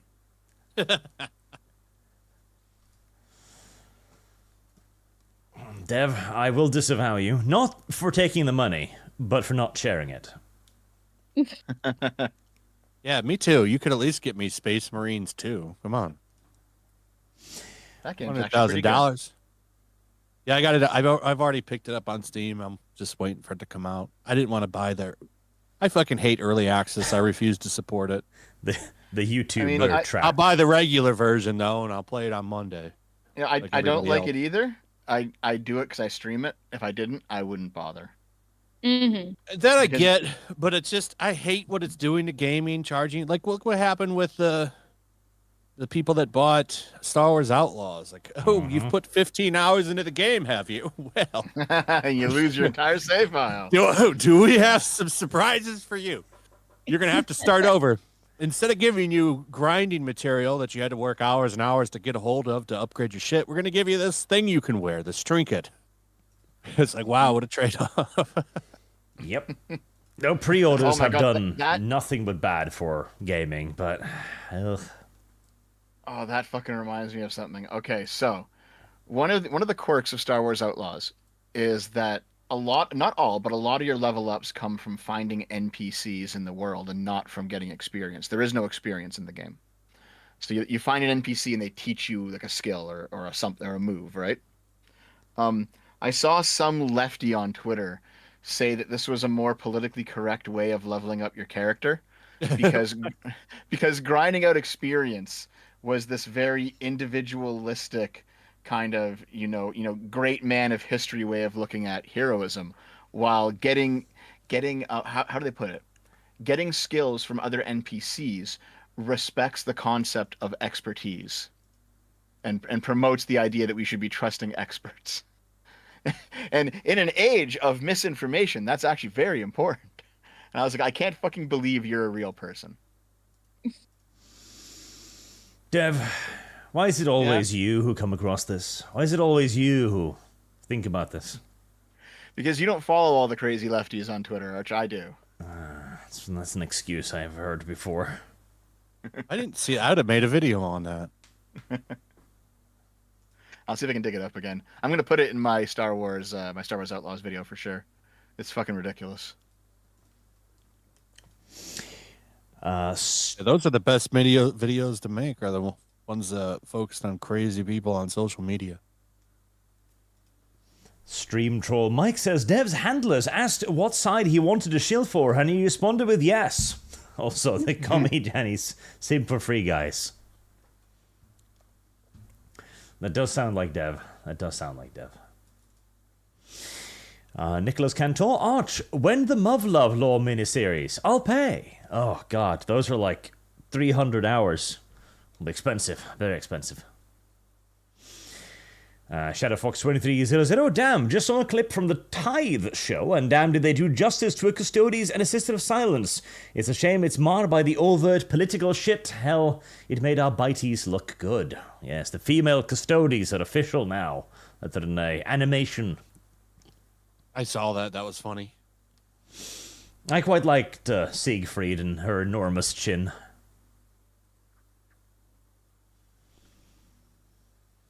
ShannonFox2300, it's a quote that came from a Don Bluth when he was making his movies. What quote? I'm confused now. That might have been my Chesterton quote that I was talking about at the start of the show. I'm pretty sure it was Chesterton though, not Don Bluth. Don Bluth. God, like there was a time when Western animated movies were only getting better, to the point where you've got like Treasure Planet, for example. And, what's the one with the Atlantis? Journey to Atlantis thingy. What the hell was that one? Atlantis? Atlantis? Just Atlantis. Was it just Atlantis? Just Atlantis. That showed us what Western animation could have been. Like, we would have, if we had continued down that path, we would be absolutely dominating Japan by now. The peak of Western animation was so far ahead of what Japan has. Even today, it's ridiculous. Like, but Disney choked the life out of that, like it choked the life out of so many things.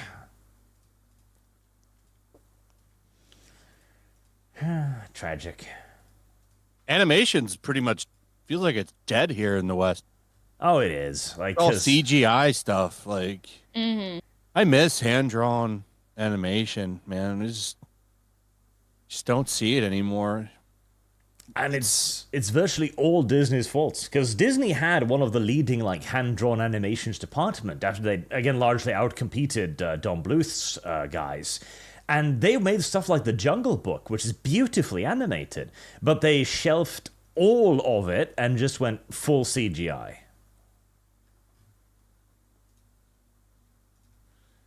Yeah, I miss the days of hand-drawn animation. Still comes out of Japan, but even there, they use a lot of computers now. A lot of their stuff. At least even the CGI is slowly getting better. There was a period there when it looked really bad.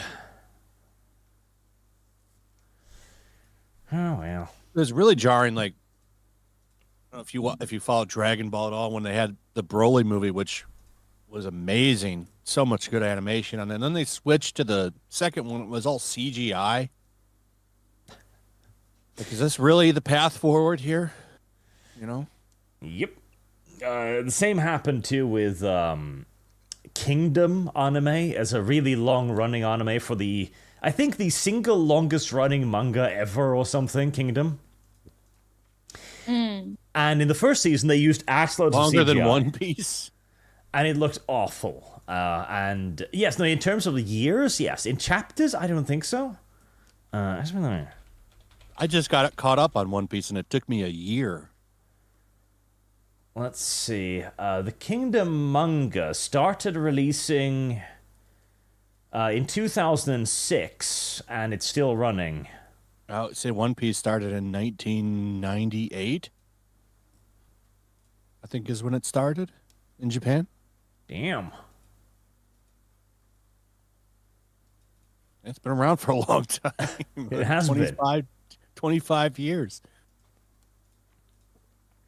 But anyways, it started with horrible CGI, but as they slowly got more secure and started earning some money, they actually replaced it largely with hand-drawn animations, which is what we're probably going to return to eventually, thank God, at least. Well, hand-drawn with probably AI aid, unironically. We're going to make a drawing program where you can have, like, okay, this character's name is, this. And the AI will be like, oh, he looks like this. Okay, he's looking like side-on or something. And the AI will do 98% of the work, I swear to God.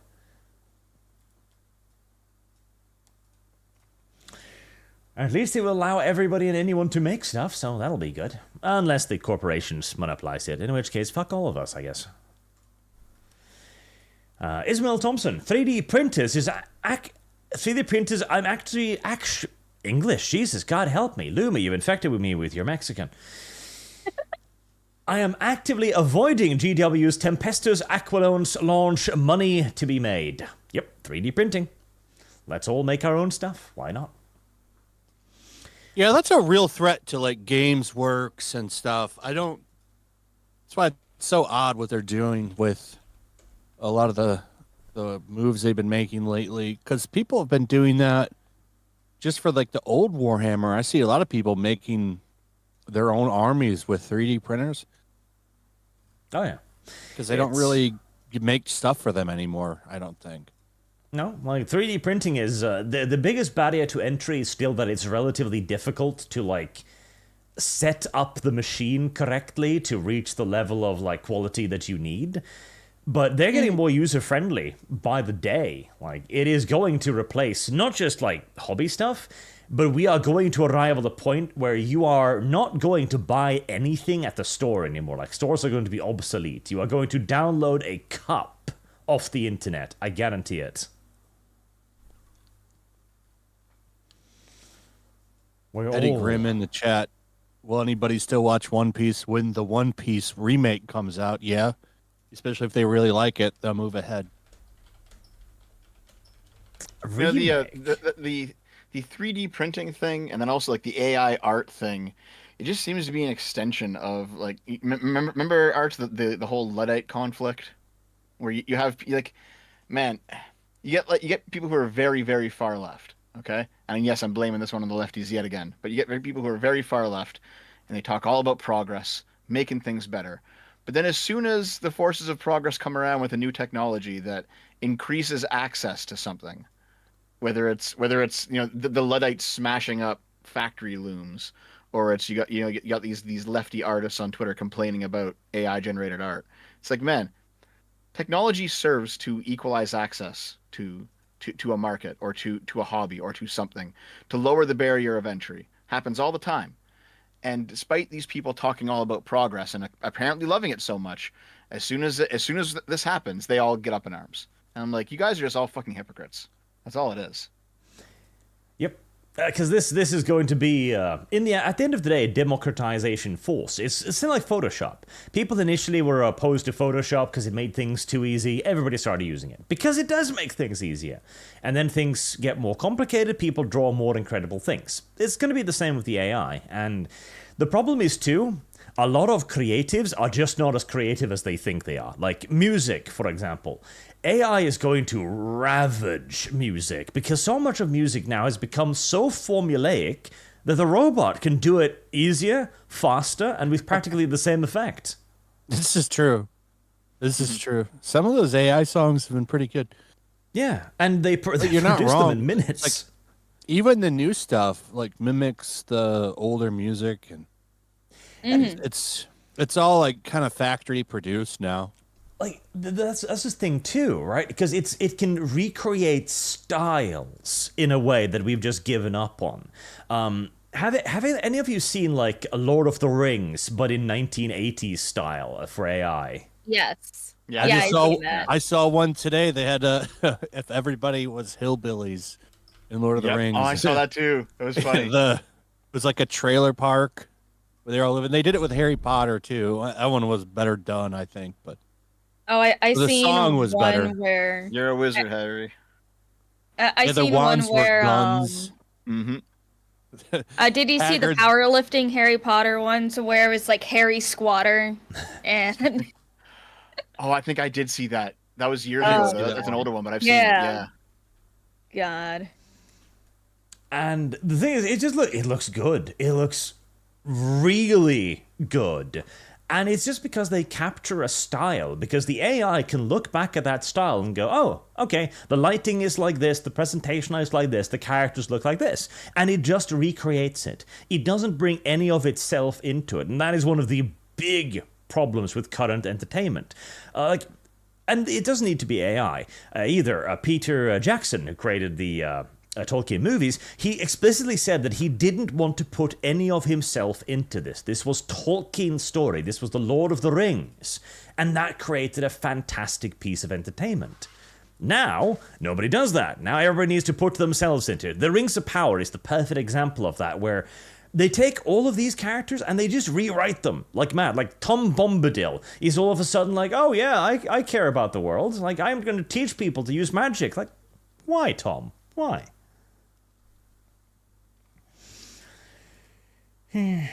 AI will be our salvation. At the very least, they'll all be out of a job. It makes thumbnails a lot easier to make. Oh God, yes. Like, because you could just run to Grok. So many times I have an image of a thumbnail in my head. And I start Googling, like, well, no. Or I can go on Twitter and like, hey, Grok, draw this. And it does! Yeah, I wanted to make drunk Darth Vader the other day. Had a little trouble getting that one, but after a couple of tries, it gave me a nice one of him drinking a beer. Yeah. It's actually genuinely incredibly useful.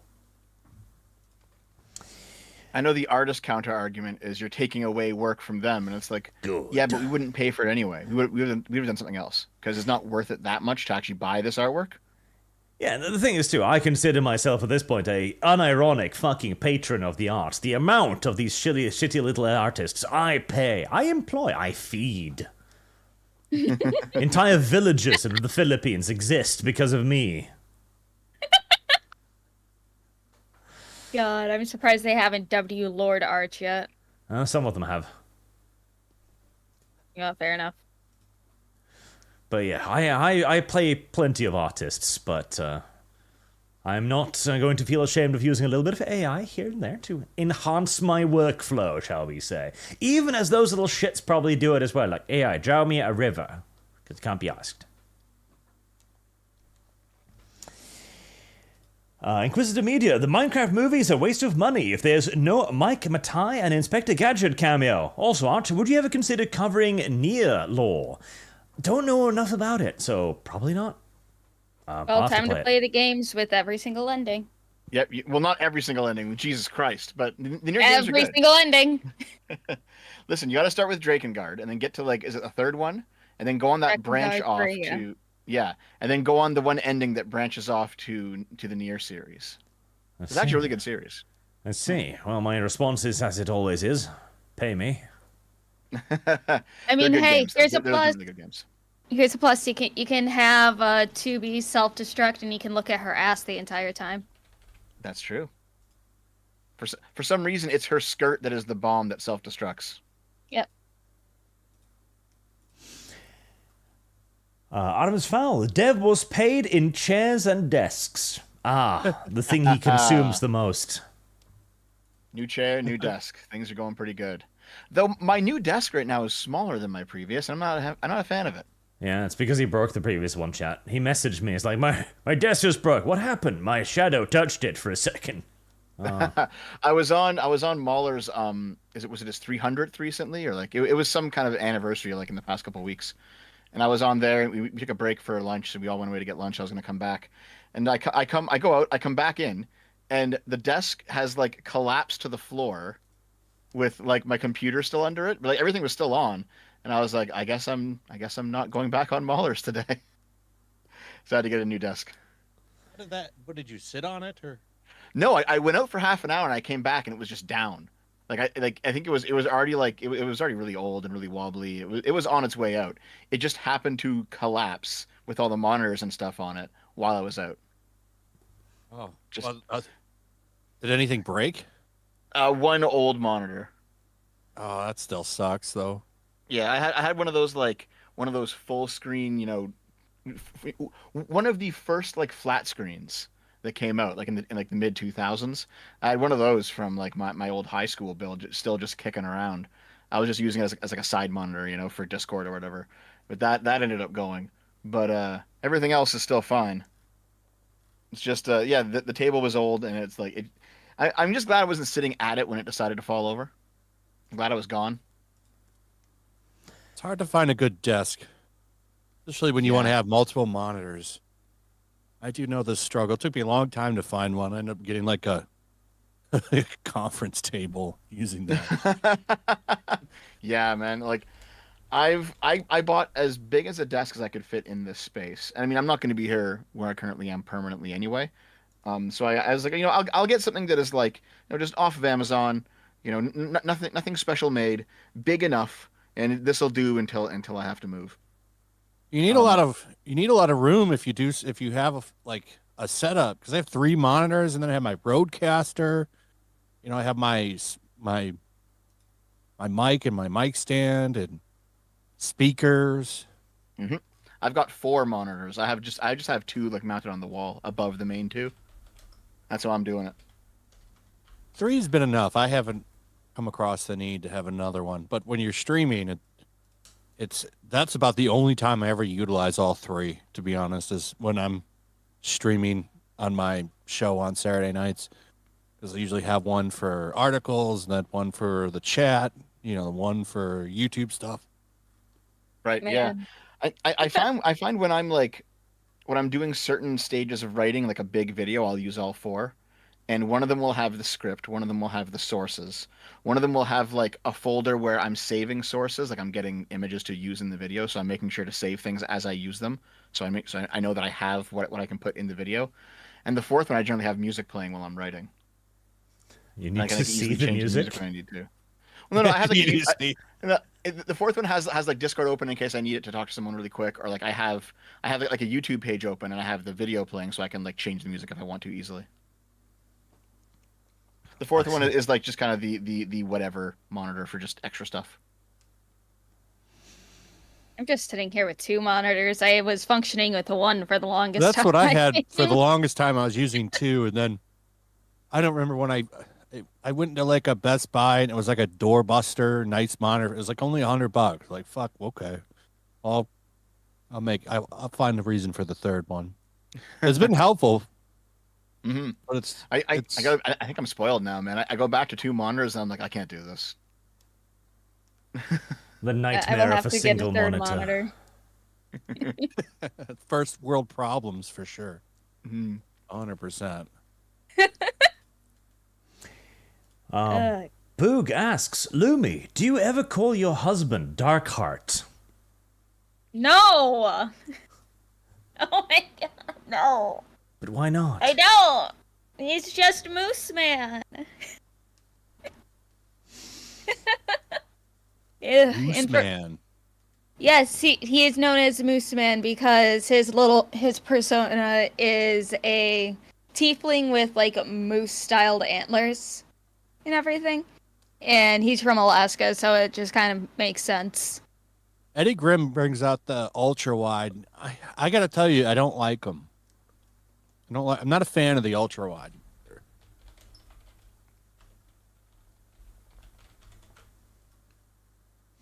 The ultra wide. Yeah, no, I prefer having 3. I've got 3 curved monitors surrounding me instead of one big one because it's easier to, delegate. Honestly, if they're separate. I agree. Car Forever. Bugs Bunny had all sorts of stuff. Bugs Bunny. And most of us loved it. As kids and adults, today's brain rot slob is either a preachy or smooth-brained Baby Shark copy. Yes, people forget. Those old cartoons, like old propaganda movies as well. Oh god. Like, Flash, you mentioned old World War II propaganda. One of the best ones I've ever seen was an instruction video for how GIs should act in Britain. And there was a segment where an old lady addressed a black person and invited him home for tea. And the narrator comes on screen and goes like, yeah, those Brits are weird. They treat black people as if they're human or something. But you gotta get used to it here in England. That was really good. Wasn't there some World War II cartoons from Disney and shit with Donald Duck? Oh yeah, there was. When he crashes in a Nazi camp. Yep. Yes. I think there's also one where he works in a factory too, I think. Yes. Yep. They did actually make like straight up propaganda movies and propaganda posters and all kinds of stuff back then. Mm-hmm. I've got a whole bunch. I got one where it's like Superman, Batman, and Robin handing out war bond flyers to kids on the cover. Defeat the Axis. Mama Oko says, as a massive Minecraft fan, this movie hurts my soul. There are so many better animations from the last 10 years that it will get more views than this. I hope so. I hope it fails. It needs to fail. It must. Opakoi, I am warming to diversity in Warhammer. The Third Legion should be race swapped to appeal to the urban youth. We was for key nations oppose and you're a bigot. Yes. Like, I am happy to see Games Workshop embrace diversity because that'll be one less competitor for me in the future, so happy to see it. Hexy, Jim Carrey went insane because of Trump. Many such cases. Yeah, just like Dev. I thought he went insane because his wife or his girlfriend died. No, that was not Jim Carrey. That was... Oh, fuck, what's his name? Honey, I Shrunk the Kid guy. No, I thought that was Jim Carrey because I think she committed suicide or something. Immediately, a bevy of inappropriate jokes jumps to mind there. Here, I'll put some of my favorite propaganda covers in the live links. Please do. Rick Moranis. That's who it is, Rick Moranis. He got his ass kicked by somebody in New York. Sucker punched him. Oh, yeah. Remember that? Mm-hmm. This is an old article, but it says Hollywood star Jim Carrey is currently dealing with 2 wrongful death lawsuits related to the death of his former girlfriend. Carrey had an on-again, off-again relationship with Carthor, whatever the fuck her name is, shortly after the couple ended their relationship last year while reportedly committed suicide. So yeah, he had wrongful death suits and shit, which put him into a huge depression. Why did his wife kill herself? Because he kept doing that voice during sex. This is one of my favorites because Superman says it's okay to slap a Jap. Yep. Superman says you can slap a Jap. Just go up and slap that Japanese man. I love seeing stuff like this, like reposted on Twitter from like a previous era. It's so great. I've wanted this cover for long. This is a hard one to get, man. Hard one to get. The good old days. Let's see how they draw the Japanese guy too. Yeah. As done to dehumanize. Dehumanize. Nightmare. Sonic's arms are not blue. Well, shit. I had never noticed. Minty Mint 89, read all of the Banner of the Star books. Thanks to you, Red Orb. No physical copies available anymore. Now take responsibility. Space, time, mind, video, when? Banner of the Stars was really, really good. One of my favorite science fiction settings that did space combat in a way I have never seen before. That was really cool. That's the thing I like about the Japs. Japs. No, I'm going to keep saying that. And YouTube is going to slap me for that. Superman's just trying to get more anime made, that's all. Yep. Bomb them one more time. Yeah, get to work. The Japanese are a creative bunch. Like, whilst in the West we are still making Superman and Batman comics, over in Japan they're like, hey, what if we isekai'd a dude as a vending machine? Like, okay. Right, go with it. See where it takes you. What if I was reincarnated as a slime? Exactly. Swinging code for a very generous $50. Thank you very much, sir. Shout out to my man, Flash, long-time listener, long-time super chatter. Hook a brother up and tell us which version of Mighty Golden Patriot you are going to overprint and then liquidate. I would hate for you to call me a fake fan after scamming me. None. I'm not doing once it's over. That's it. Once the campaign's done. Then it's over? Those are the only copies? Yep. Mm-hmm. So we need to get a laminated one then. Get a CGC one. I'm going to do some CGC prints. Sam says, Golden Showers. This is clearly for Lumia, I see. A late book from the Zero who doesn't pay his artists and cancels people as soon as it's convenient. Oh. Was Yellowflash a bad person? I don't know. I don't usually take random accusations via super chats. That seriously. Ixeldorant Sonic movie was a brilliant trick. Sonic has several issues with his appearance. Sonic Ice Cream, Saitama versus Japan Sonic, etc. Sonic meme drawings. Sonic Media has acknowledged this in the past, and a joke within the fandom. See, I was not a Sonic fan. So I do not know any of this. And hopefully I really hope that movie, the third one, stomps all over that shitty Mufasa movie. That'd be absolutely hilarious. Oh, the old CG one they're making? Yeah, it's live action, but it's all CGI. That's right. They said it was live action or something. Yeah, that's going to launch at releases the same day as Sonic 3. Man, it's going to be really funny if that movie beats Mufasa. Mufasa. Why do we need to tell He's the no story longer of a king. Mufasa? He comes from no noble blood now. Well, I mean, he's male. It's enough to make him a king. Automatically. Ixeldorant, it was a marketing joke for the fans. However, the Sonic movie was originally scheduled to go against the Avengers going their height. Delaying release saved the movie from bombing, and the marketing presented the perfect excuse to delay. 60 chat. 60 chess chat. Noah Sprague Studio, I'm calling this woke virus cultural communism. They will take Japan... then it scrolls. God damn it, why does it do that? Why does the super chat scroll? I hate that. I know exactly what you're talking about. It's really annoying. It's like you're reading and then it's like, hello, I'm just going to go to the bottom now. They will take Japan, which is sad, but hopefully our indie creators will pick up the slack soon. I think so. Like, we've already created massive successes in the West. I mean, even stuff like the what was it? Kamen America, which is obviously just Japanese but Western. Like, yeah, great. Yeah, they're doing really good. They have a big Japanese fan base too. Yeah.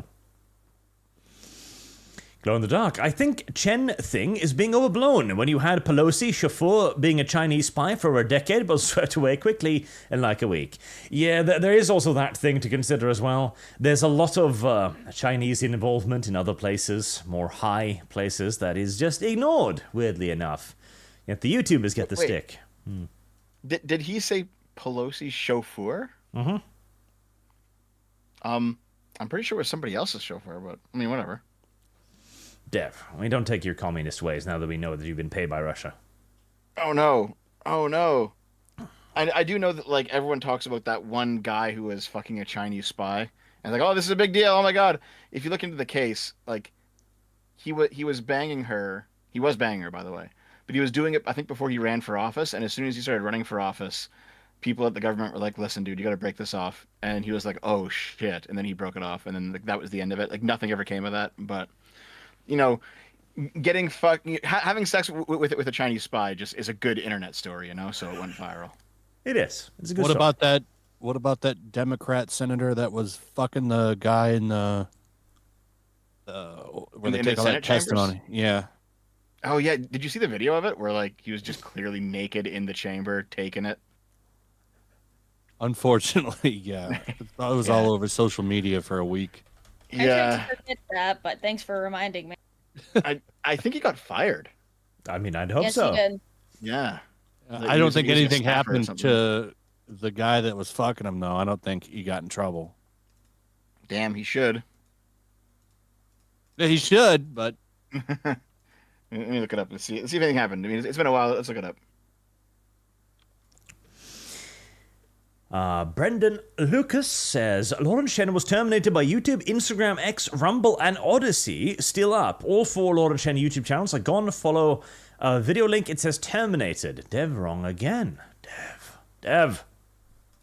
I mean, it might be, but we went down the channel link and it just said deleted. So don't know what to say, man. The Rumble is still available, so that does poke a little bit of a hole in the whole, she's just eating herself off the internet part, I guess. Has Dev been proven wrong yet again? Dev? Possibly. It's all the Russian money. That's the problem. Why are you hating? Can we still beat DEI if diversity hire wins the US election? I tell you this, if Kamala wins, that's going to be a festive period. I'm pretty sure that's going to be an interesting period in history. I think regardless of who wins, somebody's going to be rioting somewhere. Yeah. There's no way that election is going to go over well with the general populace, regardless. at least they were smart enough to delay the sentencing till after the election. Oh, that was a Could you imagine? strategic move, yeah, for everyone. How bad that would have been if they put him in jail and he's like while he's still campaigning. It would have been fucking hilarious. I would have been here for it. Like, it would have been bad, but it would have been funny. The problem is, they knew they would hand a bigger win to Trump by doing it, because already the sentence itself is a little bit ridiculous, and then they're going to slap this, what is in all essence, old man, harmless old man with a jail sentence. Like, it would look incredibly poorly. Like, it would bring a lot of sympathy to Trump. Listen, I've said this a dozen times on this show over the past year. I still think this is the making of a comedy movie. All right? Trump goes to prison. He's in lockup, but his Secret Service detail has to go with him. Why not? That is comedy gold. Where you have like gangs in prison and stuff, and Trump's got like his Secret Service guys there. The biggest Or gang. he's running the country from prison. You should go to jail just for a little bit, just as a performative thing. Should I? Should Let's you? see here. I looked it up. I mean, you should do. Aiden, whatever his fucking name is, it's some Polish name. He was the guy getting fucked in the video. He's no longer employed by the U.S. Senate, but there's no evidence on who is actually fucking him. Like, it seems like his partner is still unknown. Oh, he never revealed the name. Yeah. So whoever he was taking it from, that guy's still a mystery. I assume they'd get rid of him if they knew who it was. Joe Smo says, Art, if you're wondering why everyone in indie comics can't just be friends, it's because scumbags like Eric July attack crowdfunding, saying that small creators are incapable of managing funds and should not be trusted. See, I have no frame of reference to any of this. That's not true. Yeah, I don't know. I think he talks about the people that take 7 years to put a book out. Like it's some Leonardo da Vinci painting. To be fair, there are some stories of crowdfunding campaigns going fucking nowhere. I know, like Zoe Quinn. Yeah, Zoe Quinn ran that one game where like she put out a game where it was supposed to be an FMV game. She put it on crowdfunding. She took money. It's been like 7 years or some shit. And she was asked on Twitter a couple of years ago, and she's like, "Yeah, the money ran out. Sorry, the game's not coming out." It's like, what the fuck, dude? And I know on the other side, people are going after Grums right now for like his game taking a long time to put out. I don't know the story there, but there's some complaints I've heard. I mean, fuck, we live in the era of Star Citizen. How long since was that Kickstarter now? Like 15 years or something? Like that is old. Like, let's see, can I Star Citizen pre-production 2010. So it's been it's been almost 15 years. It'll come out eventually, I'm sure. I'm sure. I'm sure as well. So there are some rather abusive campaigns like this. It's true. Like Kickstarter is never a guarantee that you'll actually see a product at some point. I should know. I've backed enough failures to know this. Marksman 117B, Dev lost 25 pounds. Well, Nick Avocado lost 250 pounds. Ah, Dev. Good for him. Glad he made it. Did you see his recent picture? I did. He is a twink once again. I mean, I'm happy for him. It's like he was really fucking depressed for a while, and it's like you could tell in some of the older videos because I was looking at some of them. You can see he was starting to lose weight, but he definitely pre-recorded a lot just so he can focus on losing weight. I think that was his plan, yeah. That like he recorded a shit ton of videos and he just released them over the course of the next year or something, but he lost weight during that time. I have no idea who this person is, so Wait, are you fucking serious, Arch? yes. Nikocado Avocado? Yeah. Okay, Arch, hold on. I'm just going to give you a picture here. I want you to head over to Live Links. I don't know if I want to, Dev. Look at this man, Arch. Don't want to, Dev. It looks gross. Dev, stop. Oh, what is he eating? Oh, I saw a picture of it. I don't know if it's probably fake. Him wearing like a Nazi shirt. It says "My struggle." My struggle. Yeah, so his whole thing is that he used to be like a really tiny twink looking kid, but in the past 5 years or so he's ballooned up to like 600 pounds or something. And the theme of his channel is that he is just going to eat himself to death. And that was his channel, is Nikocado Avocado eats himself to death. And he always eats like enough food for a family for a week. You know what I mean? Okay, so it's... I think like... What's he gonna do though? Like it's what he's built. Like he's making how many? Does he get a lot of views? He gets a lot of views, yeah. People are just waiting for him to die, basically. But yeah, like I recall the 2022 video there where like he was posting himself in his breathing gear. He can no longer breathe on his own. It's He's fucking gotten weird, so Dev. fucking fat. Why Dev? Dev, disgusting. Bad Dev. Dev, bad. Slap. However, Arch, he lost all of his weight. He basically pre-recorded a shit ton of content. He had it come out over the past year, maybe even longer, and he came back recently saying, "I lost all the weight." It's like, okay, dude. I mean, I see. Yeah. Ozempic did wonders for him. Yep. Now he looks like an Auschwitz prisoner. He must have had some skin surgery too, because you don't just lose that. Yeah. I'm just wondering if his husband also lost weight with him. Oh, who knows, dude? Yeah, because he also gained a shit ton of weight too, didn't he? But this is basically just sitting there mukbang eating nonsense. They're both sitting there eating 100 nugget meals apiece. Like, Yep. Let's see. yeah, you're gonna The get Chinese fat. do this too. The Chinese are much better because they have tiny little Korean women who just park away 50 pounds of food. Much better. It's Yeah, like it's like fuck. What was I gonna say? God damn it! I lost my thought. Go Here, ahead. Arch, pull that one up. Pull No, that one up, Arch. no. Pull Oh, that yeah, up on I the screen, remember Arch. Is that I real remember or is that Okay. AI? That's real. That's real. Go ahead. Lily. That's so- nasty. Nikocado, avocado. He was making a lot of money when he was still monetized because he was making like almost $10 million every year, I believe. But Mhm. after he gained so much weight and was just eating every single video, he was labeled as a safety risk. So all of his channels were demonetized. So he was not making any more money off of this, which is probably what sparked him needing to lose weight. Yep. Now he can reset and get fat again. That's how he'll do it. You get to kind of redo it all, watch him get all big again.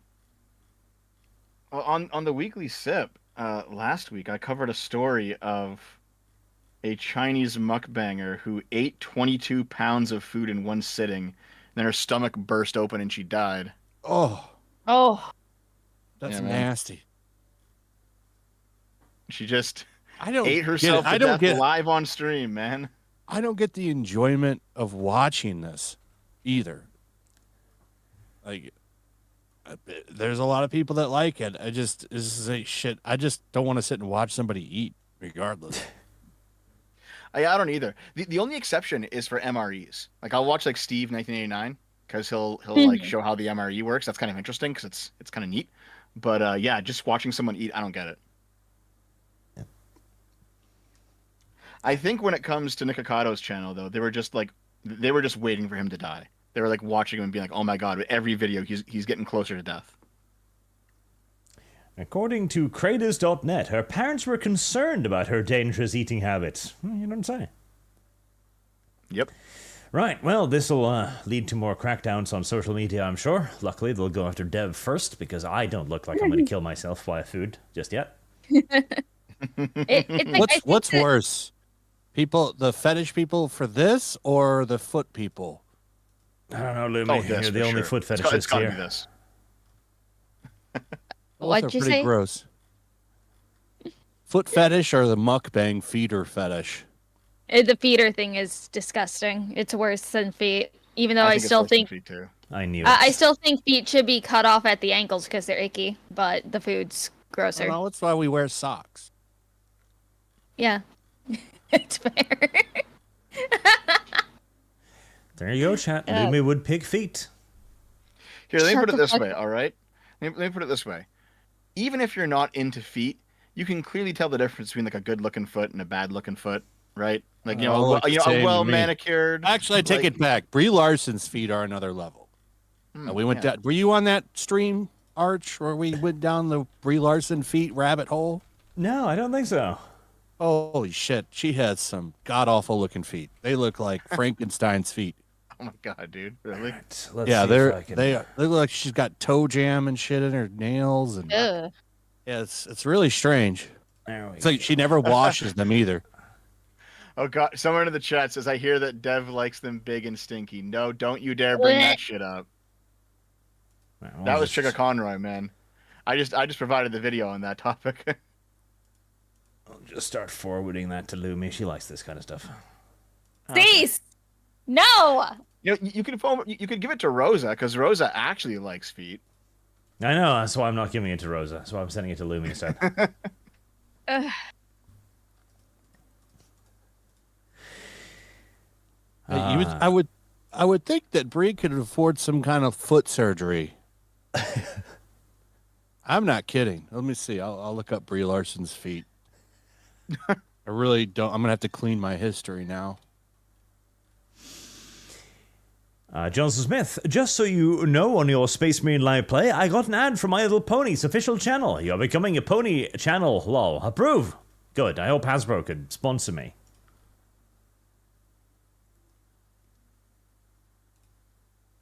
Oh Jesus, you're right. Hold on. Okay, here we go. I'm gonna put this in the thing. Yeah, look at that, Arch. Look at what, Dev? Here's a picture of both of them. Like, what is that snarled toe? Ugh. Disgusting. Hey, show the chat. They need to see it too. If we have to live. Why did I open up Discord? Why did I see the ping? God damn it.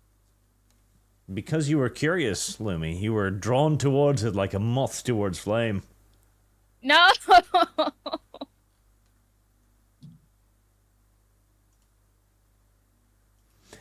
They're a little cleaner there, but if you look at the big toenail, you can kind of see the black around the edges.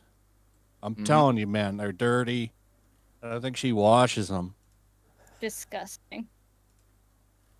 You'd think she can afford a pedicure.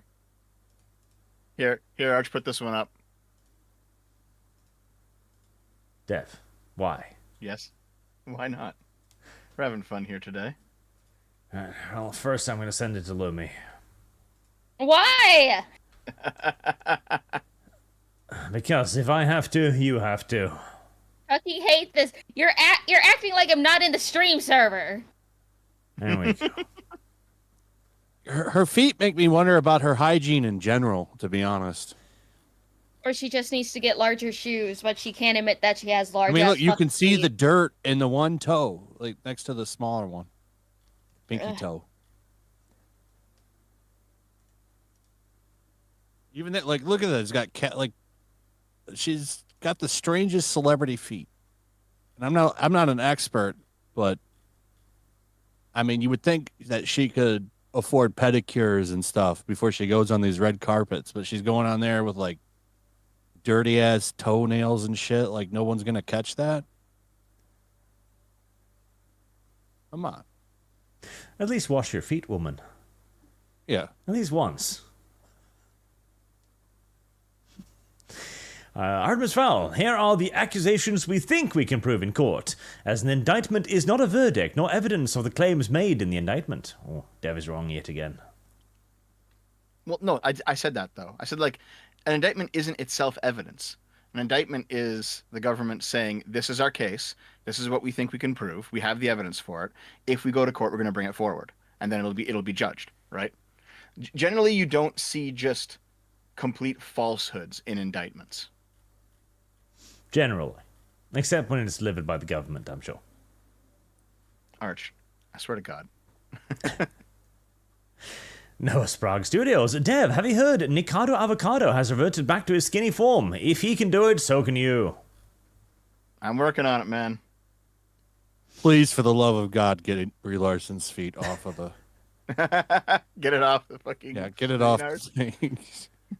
I don't know. Chad hasn't paid me to remove it. Oh, actually, right, okay. One of the weird things I saw recently. So, anybody here watch X-Men Evolution way back in the day? I don't think so. Oh, that was like the 2000s show, right? Yes, so with basically young X-Men. I might have been a bit too old for it by then. Maybe not. I vaguely remember. Yeah, I recall this art style, yeah. Yeah. I wasn't into the show, but I remember it. So they announced recently that they were making Kitty Pryde bisexual. And I was just thinking, like, okay, if you'd actually done this, like, 10 years ago, this would actually probably have been a bump in sales. But today, nobody listens to that and goes like, ah, sexy. They think, ugh, politics. It's remarkable. So wait, wasn't she bisexual in like a previous story? No, she's always kind of been with Colossus. And now her and many other X-Men are gay, which is quite funny.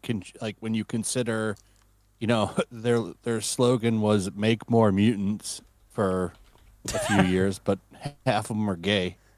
That's a good point, actually. Yes. Listen, as a general overarching rule, more lesbians, more bi women, good thing. I'm all for it. If only because male gaze is great.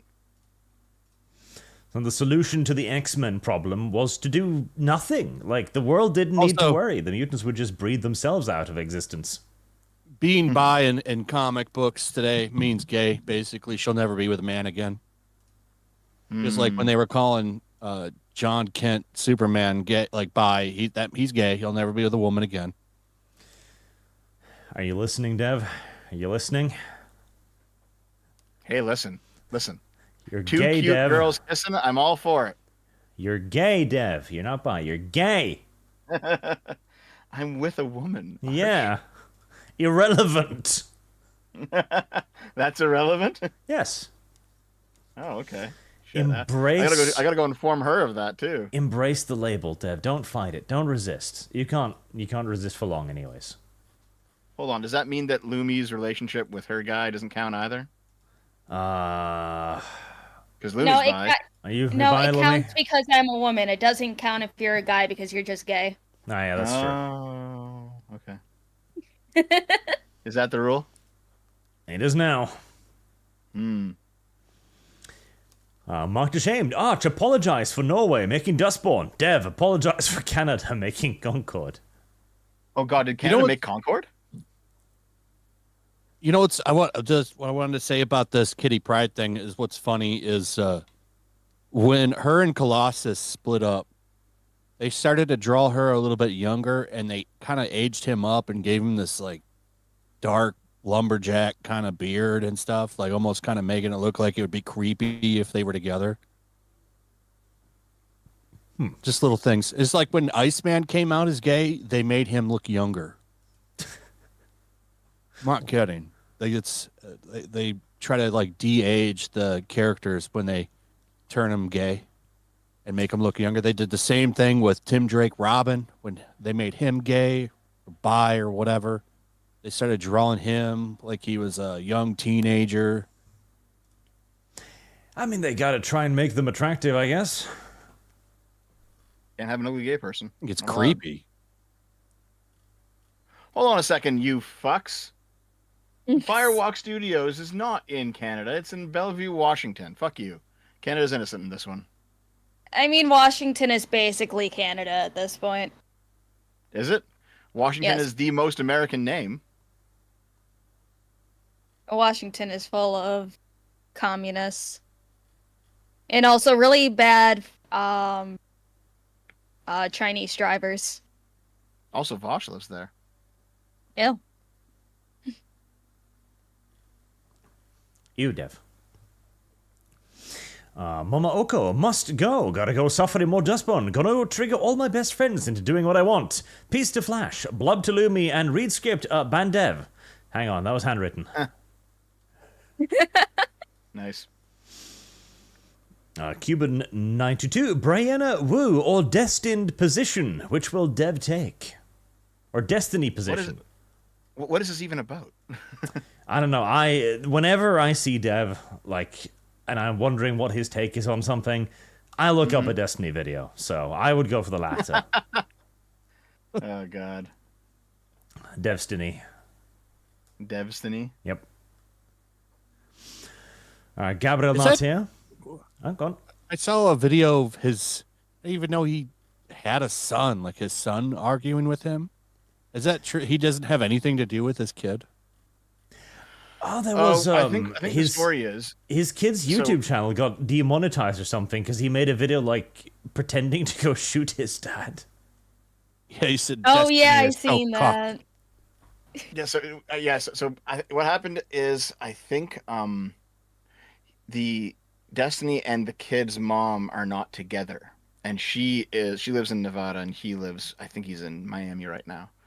So like the kid travels back and forth, right? So it's not like he has nothing to do with this kid. They have like shared custody, and he had come over to Destiny's place in Miami, and he's like 13 or something, but he streams, so he was streaming, and he decided to like walk into Destiny's stream room while he was live from his room and like shoot him with like a Nerf gun or something. It was some sort of like toy gun, and he got Destiny in the back of the head, and Destiny said like, "What the fuck, dude?" And that's what got him banned. So he does have a relationship with his son, though. Yes, he does. Okay. from what I understand, like even when his son couldn't come visit, he would like go to Nevada and visit him. And I think the house that his ex and his son live in is his house. Like he bought a house for them using those streamer bucks, just so that Okay. like he would have like a place to grow up in. Well, that's better then. It was being framed that he had nothing to do with him. Yeah, I mean, listen, there's a lot of good reasons to not like Destiny. He's said some pretty stupid things over the years. But people also tend to make up the wildest stories about big streamers. Happens all the time. Yeah, don't like deadbeat parents. Dev is a repository of knowledge on his mentor, so if you ever need more info on Destiny. Listen, just because we have a whole bunch of mutual friends doesn't mean anything, Arch. I don't know, Dev. Artemis has made me see the patterns. He's linked me to too patterns? many Dev posts and too many Destiny posts. Like, look, it's 1-to-1. It is. Wow. Oh, Artemis, you traitor. No, like, I'm sure if I wanted to, I could talk to him, but I don't think there's any reason to. Like, I don't even know what we talk about. Yeah, you're already getting your positions from his tweets, so why would you need to get You'd them be in real person? nervous if you'd be real nervous, right? Because beating your idol. Ha. No, actually, I spoke to him a couple of years ago offhandedly, and I was actually quite nervous because we didn't have anything to talk about. It's just like, oh, what do you think of this? And it's like, well, I mean, I mostly agree with that. It's like, oh, okay. Yeah, So, that would be What a Dev's boring position with conversation, Destiny. you know? It's like, hold on, Dev's sister is like, Destiny, you need to tell me what to think. I'm lost. Fuck off. No. It was more like if it's specifically a debate show and you agree, well, there's no content there, right? And when we didn't agree, I was coming at it off the cuff, and I didn't have nearly the amount of knowledge to talk to somebody who's that charismatic. So I basically just like looked like a fucking retard because it's like, oh, I guess I'm stupid here, you know? But yeah, like, I don't know. Honestly, aside from like this show, Arch, and then like EFAP sometimes, I've been kind of unplugged from a lot of people. I've been just doing my own thing, you know? Well, don't worry. I'm sure the next, software update will arrive soon, Dev. I like that meme where they're taking the chips out of the NPCs, changing them out. What was it when they had like Biden was too old, and then they switched it? Trump's too old. Yeah. Yeah. I know you guys have seen that. I've seen enough like NPC memes going around on all sides at this point. I love Like, those NPC memes. I think they're great. Like the guy who's like, I support the current thing, and he has like 18 needles hanging out of his arm, and they're all like COVID vaccines. and then you have like, I support the opposite of the current thing, and it's like a MAGA hat wearing guy waving like a Russian flag, and I'm just like, okay, guys, you're just what the fuck, man.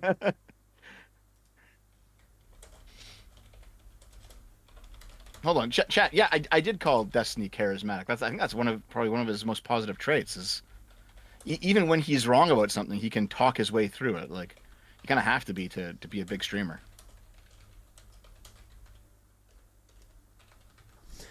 Hold on, I'm just reposting more brony fan art of myself. Oh, nice. Where was I? Gabriel Nartea, if pharma companies are sending doctors to conventions and paying for the trip so that their products get prescribed of others, is that a bribe? I mean, it certainly sounds a pinch unethical, I'll say. And Gabriel Nartea again, the monstrosity that Korsicus built in the middle of Bucharest is literally called the House of the People. Only the Pentagon is larger than it. There you go. The House of the People. The House of the Devs. Of the devs. Car forever. Arch, here's some money for the Keep Lum Lum Fund. She brings more than 2 people. She brings superior Danish kroner too. Hashtag Witcher. Car, I know you. You're mine. You are literally the stolen piece of property Lum Lum brings to me. Like, here. Well, to be fair though, Arch, Zontar is one of mine. And he has no problem sending you a bunch of super chats. Well, Zontar is also my property. I had him long before you. Oh no, you didn't. I don't know about that.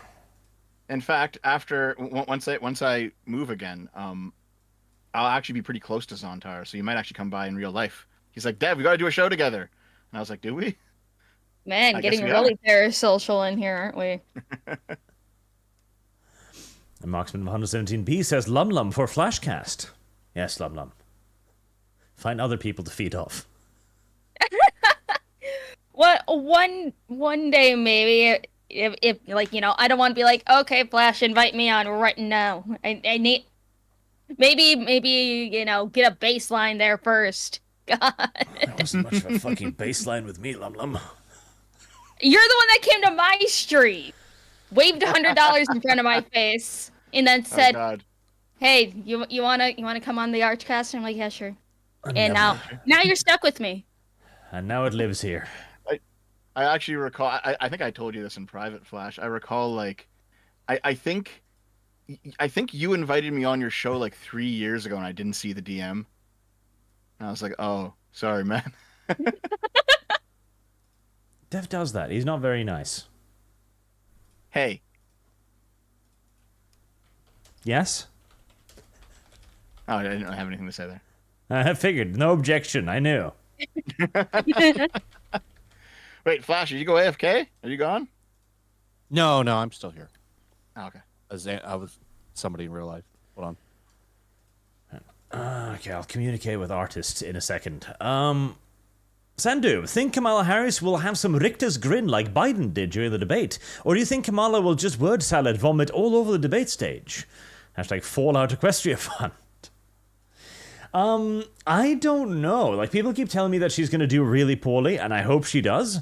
But, I don't know. Like, I think they must know that this is do or die for her. So, they must have gone full out on the debate prep. Debate plap? Ooh. Debate plap. The plaps.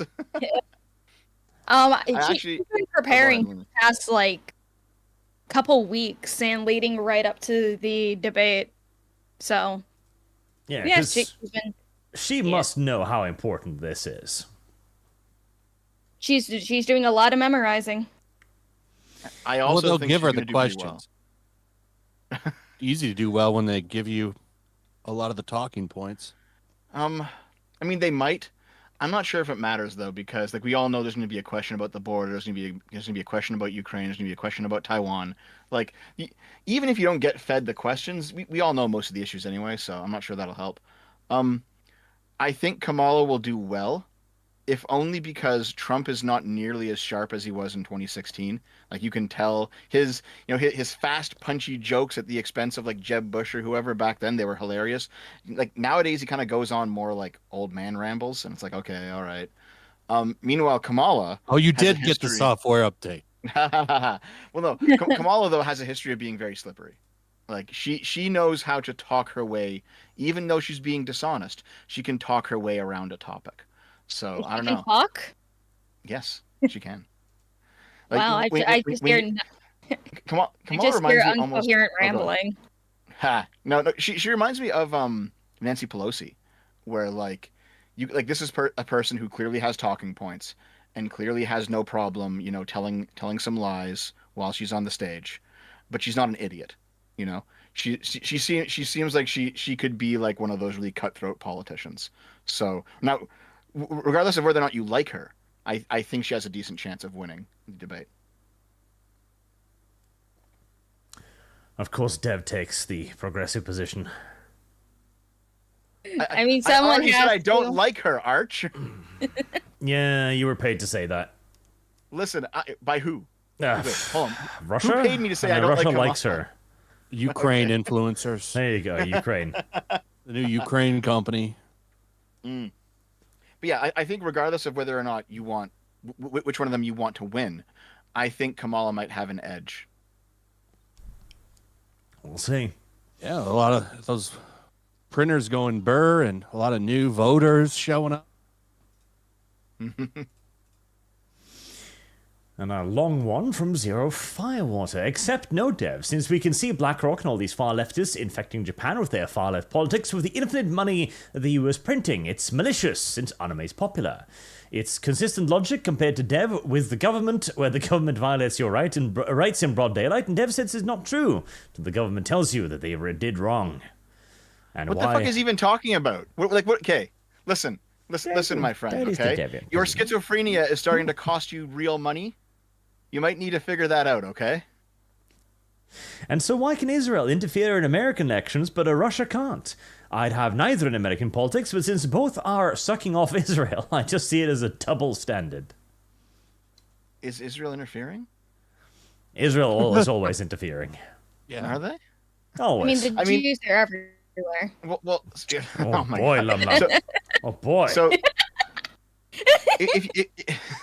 if you look at the whole, what charges are being brought in terms of the Tim Pool thing, not against Tim Pool, but in terms of that story, it's basically failing to disclose, because you can take money from a foreign government. You just have to register as someone who's taking money from a foreign government. Most people who take money from Israel do that. They're like, yeah, okay, like, it's in a public database that I am someone who is paid by an organization that is paid by Israel to put, and this is what I do. Okay, so it's there. It's all above board. The issue is that the tenant media guys didn't do that, which is why they're going after them.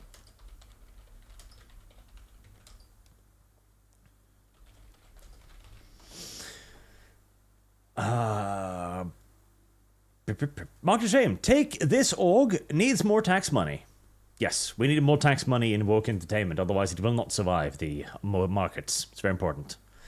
I mean, honestly, what am I going to do with myself if we don't get woke video games for me to play, huh? Play good ones. Nah, nobody watches that, Dev. Boog, thoughts on Nick Avocado's metamorphosis? Good for him?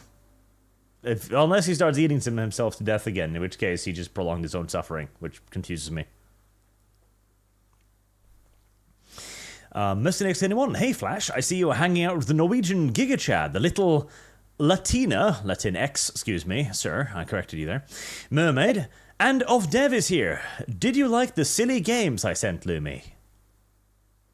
Yes, I do enjoy the games. I am going to be figuring out when I can stream them and everything, and I will be playing Dawn of War 2 probably in the next few weeks here. Good. And Mercenary X anyone also says, I prefer the Doomcock interpretation. The whole movie is just a man who was beat out of his mind and the whole movie is all in his head. Snoot Game. About the Joker. And Snoot Game is already funded, Mercenary. It's already funded. It's already there. You don't need to pay me anymore. It's done. It's finished. Listen, if you fund it twice, Arch will do 2 playthroughs. I don't know about that. No, fund it twice and he has to 100% it. Lum. You know Achievement. you're in All of danger of being dragged into this as a voice actor, right? I mean, it'll you know. Lum reconsiders its position.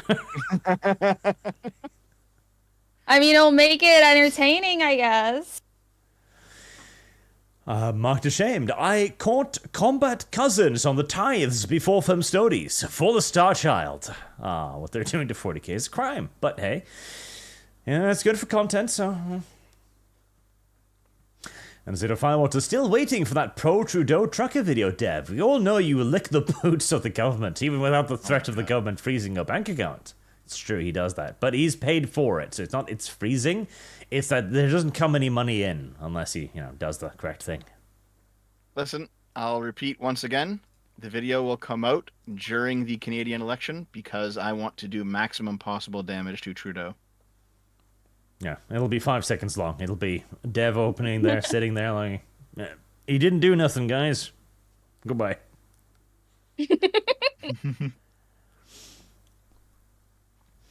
Mr. Schnitzel himself, saving grace, AI sucks with anime-style art. It kind of does. It doesn't quite have that down pat yet, but I'm sure it'll get better. Listen, I'll show you some Rule 34 that completely blows that opinion out of the water. I don't know. I've seen some of it. It's not that good. Like, it lacks the flavor of proper, anime pornography, I guess. It's good for generic thumbnails. Yes. Because like give me screaming anime girls, and it gave me like 7 of them for a thumbnail once. So. Gabriel Norte, all previous chats for The Witcher, €12. Okay, I will note that down.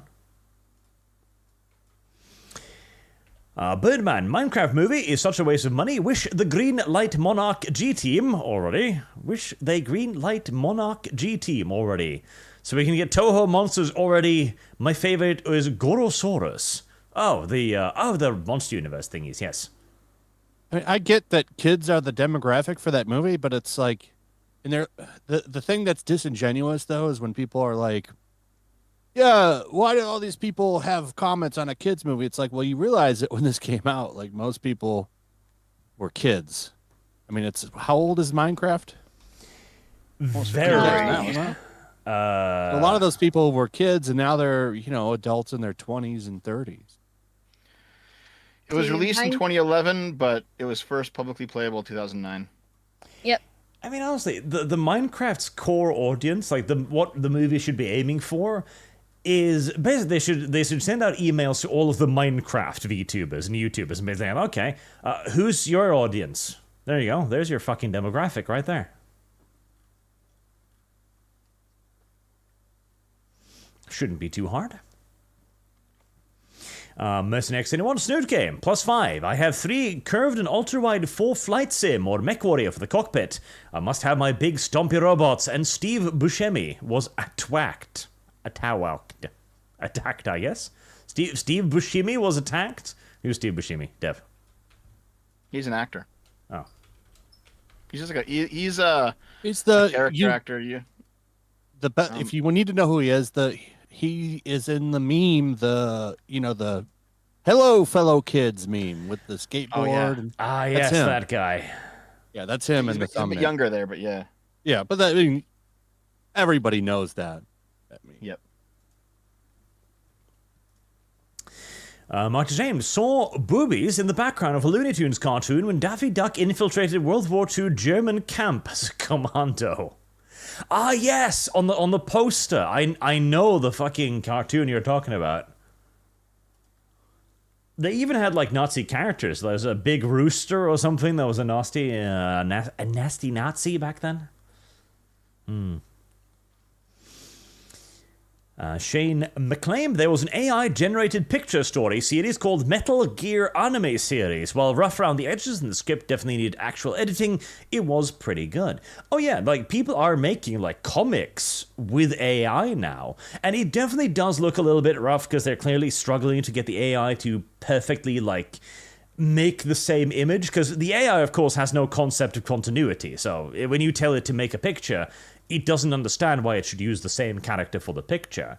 But even that is getting better. Like, the movies they're making too, the animated movies, it is becoming able to actually create what looks like genuine movies. We're probably at most a couple years away before you could create, like, a full feature-length thing with AI and have it look passable. To the point where you could tell this AI if you look, but if you didn't, you'd probably not notice, Mm-hmm. So, do you guys recall maybe a year and a half ago, there was those really creepy Will Smith eating spaghetti, like short videos made by AI? Mm-hmm. Yeah. So we've gone from that to what we have now in the span of a year and a half. Like that's incredible progress. It's going to keep getting better and better, for sure. It's already kind of getting there. It's not quite there yet, though. But I mean, you're not wrong. It's holy shit! It's a lot better than it was. Actually, I found a comparison here. I'll put that in the live link. Yes. Whatever you need to bounce, Flash, just say so, and that is perfectly okay. I just saw your message there. About 10 more minutes. So this is a comparison video of the Will Smith eating spaghetti, then and now. What's happening? Like, that is fucking dangerous how quick that is advancing. Mm-hmm. It's insane. Like, you can still clearly see that there's some idiocies at parts, but like this is going to replace like most creative professions. I swear to God.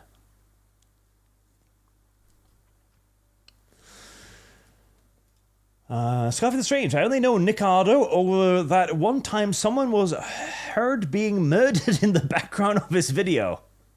Oh yeah, that was a okay, you guys know the story? I do not know. I do not. Okay, so there was a murder case where I think it was like a husband was stabbing a wife to death or something. But Nikocado Avocados, one of his videos, caught it on camera because he lived in the apartment next door, and you could hear faintly in the background of the video as he's like eating and burping and just like chowing down. You could hear her screams. Oh. Jesus. So they used the video in the trial and they played it as part of the evidence. Oh, that's fucking weird. Yeah, it's kind of strange. But they use it to like establish a timeline because they knew when Nikocado had recorded the video. So they could establish, okay, so you were here at this point and this was happening. Like it was a big thing for a little while. Wow. Benjamin Snortkins, Brie Larson foot seems to have had one of her nails ripped out and it's turned into a piece of stone. Savvy has better feet, 11 out of 10. Sorry, not sorry. Does Savvy do feet shit? Are you talking about Madam Savvy? I think so. I think there's a picture of her foot. No, I'm pretty sure she said that's not her foot, so. Oh, okay. And any pictures of your feet out there, Dev? Oh yeah, there's tons. Why? And same with Naomi's too. God, Dev, why? Well, it's because like we're sitting on the couch and we stream from the couch, and sometimes we're just sitting there in regular clothes. So sometimes you see our feet because we're not wearing socks. Ugh, Dev, why? You gotta put a center bar over your toes, A goddamn. sensor bar. I was hoping for like a no there, but instead Dev's like, oh yeah, I got tons of feet pic on the internet. Stop asking Dev questions.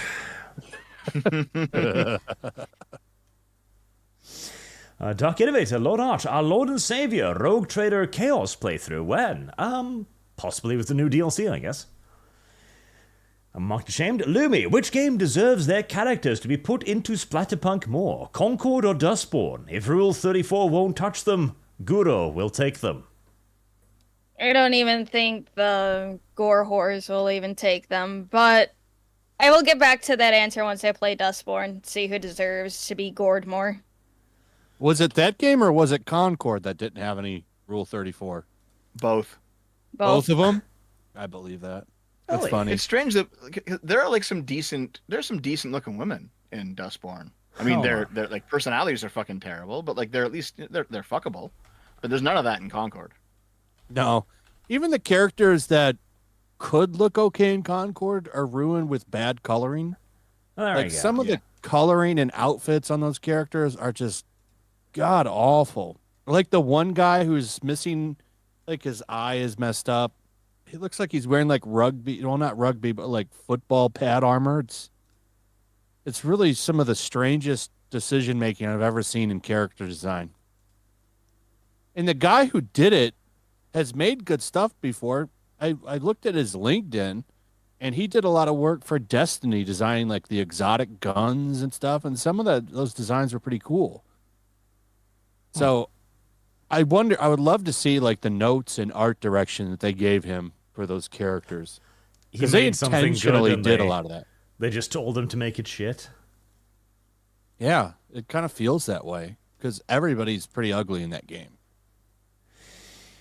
Adam Yeah, Unfriended. Aesthetics are oppressive, you know. I would love to see like what the original sketches for everything was. Like I wonder I've if it seen was one. completely different before. The black chick, who's obviously like a tank, her original concept design was fine. Oh, I actually It's seen fine. that post. Yeah. That was actually a fake post. Okay. The artist who did that picture quote retweeted saying someone stole my art and posted on Reddit. So, no, that was not the original concept art. That was just someone improving the Game design. Rant and a bunch of outlets ran with that. Yeah. I Well, wasn't of sure course, if it was real or Gatekeeping not. ran with it. They don't look Yeah. into things more than surface level. It looked too good to be true. That's why I decided not to do anything on it. Because, like, yeah, this would be funny, and it would be too funny, so it's probably fake. Yeah, I do find that as terrible as some of the left-wing media can be, the right-wing media occasionally jumps on things too quickly. You mentioned last week, Arch, there was a story where it was like a faked subtitle for something that a bunch of right-leaning people jumped on. It's like, no, that's obviously fake, guys. What was it? Do you recall? For the Tomb Raider thing. Oh, I remember that. Yeah, yeah. You can't be a Tomb Raider, Laura. It's like, oh, shut up. That's not real. It's obviously not real. Well, the thing though is you see some of that stuff, and there are shows and stuff that have said things There like are that. shows that do and that. bad localization. It's hard to say some of that stuff. It's hard to tell sometimes.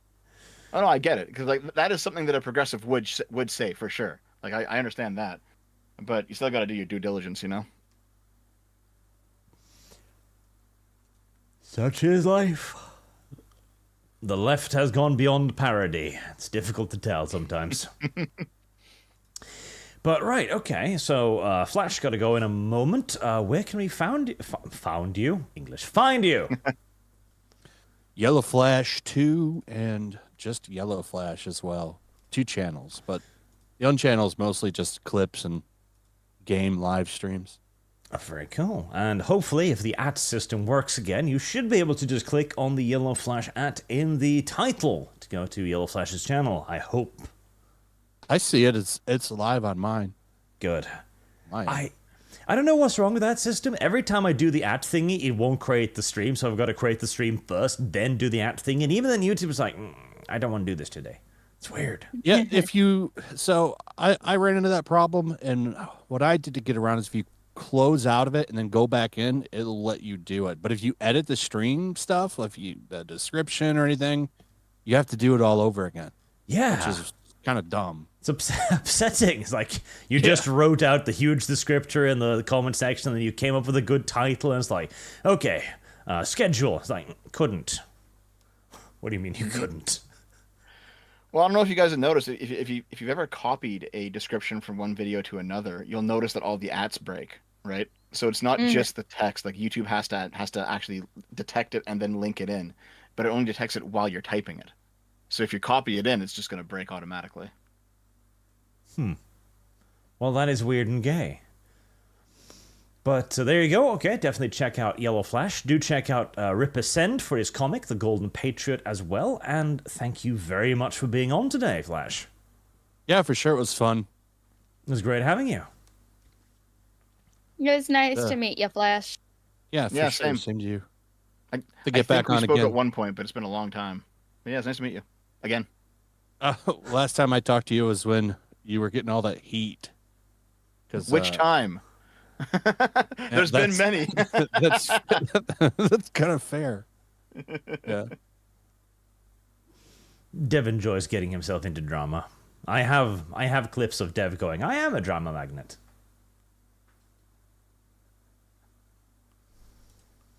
It comes with being correct all the time, Arch. You know how it is. I also have one of you going, don't let the truth get in the way of the narrative. Okay, you actually fucking photoshopped that one.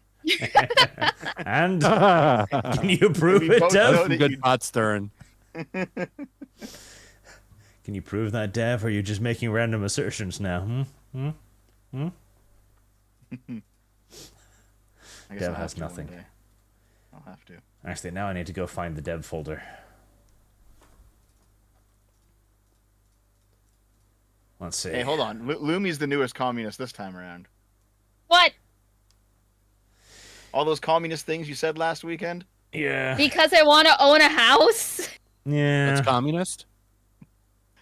No, the funny thing is, like, obviously none of us here are actually communists. It's all just a joke. But like, there were things like Lumi, you were saying certain things about the topic, and I'm like, listen, if you just change this one word, it's the exact thing the leftists say. Oh yeah, saying that out of state rich people shouldn't be able to just buy up houses in flyover states and everything. Oh yeah, we just got to eat the rich. That's how it is, eh? Let's do it. Let's do it, comrade. Gonna fucking kill myself. That's okay, Lumi. Just don't take anyone else with you. I'll drag you down with me, Arch. Why me? It won't be hard to drag down Dev. Just gotta knock him over, and gravity will take care of the rest. That's mean. One of them is mean. Born that way, apparently. You're the one that said, "Hey, get better at this," and I'm like, "Okay." Get better at being mean? Yes. Adam Unfriended said, Arch, are you assembling a circus? So far you have a purple woman, a mermaid, a troll, the fastest clown alive, and a furry dog. I wonder who you'll have next. Who's the furry dog? Dev? I'm not a furry dog. You sure? Yep. I'm just a fat guy. I think that only leaves you, Dev. Maybe he means Rags? I don't know. I think he means you. But Rags isn't in here. Marked ashamed. My bad, Lumi. Apologize for Concord. Dev, apologize for Assassin's Creed Shadows. Yeah, that one was us. Sorry, guys.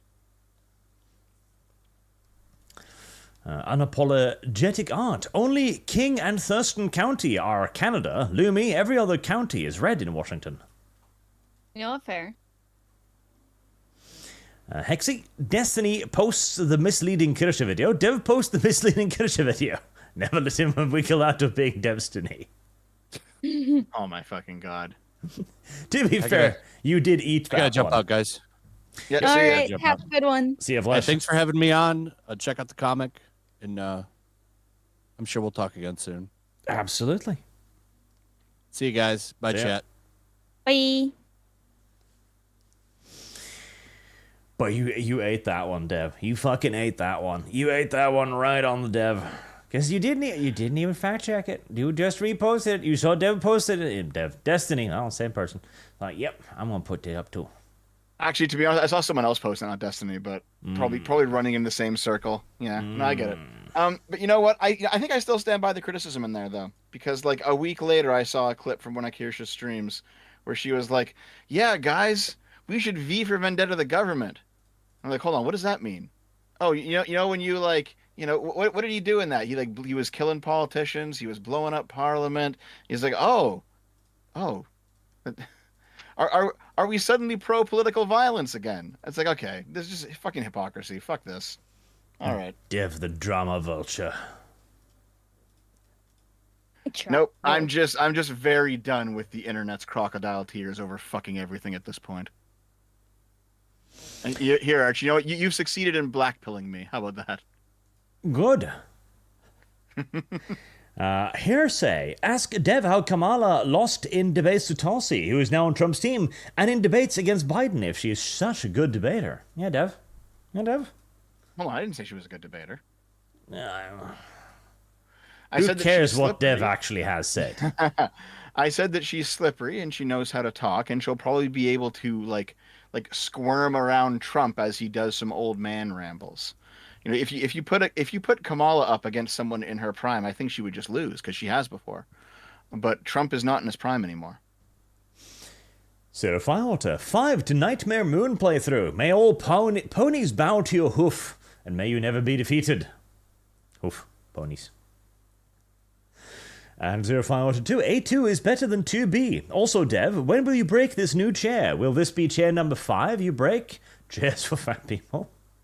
Oh man, the worst part about this new chair though is that it's not breaking or anything, but the armrests are starting to I don't know if they're made of like cheaper leather than the main part of the chair, but they're starting to crack, and I'm like, come on, guys, can you just make a decent fucking chair? Is your sweat like acid or something? No. Since we're talking about the ponies, I guess I'll put up the pony fan art now. Oh my god, chat. It's not about the Trump is too old software update. Okay, Arch, you agreed with me on this. You even agreed that Trump in 2016 was a lot more quick on his feet than Trump now. This is not a software update, guys. This is a real, actual thing that's happening. Dev, I'm not letting you paint me with this brush. I'm just going to deny it. But you said it yourself! I don't see why that's relevant. The truth isn't relevant. No. No, says Arch. Zero, hey all, welcome. Flash, good to see you all. Oh, damn it. Just missed him. And Arch, favorite Inquisition, Ordo, and why is it Malus? I do have a soft spot for Ordo Xenos, honestly, I do. But Malus is anti-demon, of course, and that's pretty good. Yeah, that's pretty good. Nobody likes demons. Why did you do that? Rasmus, 0211. So what's the deal with no Twitch? Even Dev does it. Because Twitch is even touchier than YouTube. And I'm like, I can't be fucking asked. Plus, what could Twitch give me? Like, a handful of Twitch bits? I don't care about the Twitch bits. See, I fucking hate Twitch, and if my channel gets banned, it's like, whatever. It's not really a main revenue source for me anymore. But those Amazon Primes are still quite nice. And there are still tons of people who throw them my way, so... I stream there. I don't really care about Twitch anymore that much because it's like a shit platform. Completely gone downhill. But it costs nothing for me, and it's a bunch of money, so... Alright, well, as the resident Twitch bitch, Lumi, what have you say to in defense of your platform? I know, Twitch fucking sucks. Oh, damn it. I just stream there because multi-streaming is the smart thing to do. Yep. Because you know what? Even if Twitch sucks, the 0.0001% chance that you take off on Twitch is still pretty good, you know? Mm-hmm. Hexy, Trump debated Biden so well, Biden dropped out of the race. Dev, Trump isn't as sharp as he used to be. That's a good counterpoint. Yeah, well, nah, man, that's not how it happened. Like, Arch, you and I were both there. It didn't matter who Biden debated at that point. He destroyed himself in that debate. It wasn't nothing Trump did. It was all Biden looking all fucking old. For reasons unbeknownst to me, Dev continues to expect Arch to back up his narrative when he understands that Arch needs not do this. Arch, you were there and you agreed. God damn it. I expect you to stand up for truth at least once. Once on one of these streams, you'll surprise me. Quoting Dev himself, don't let the truth get in the way of the narrative.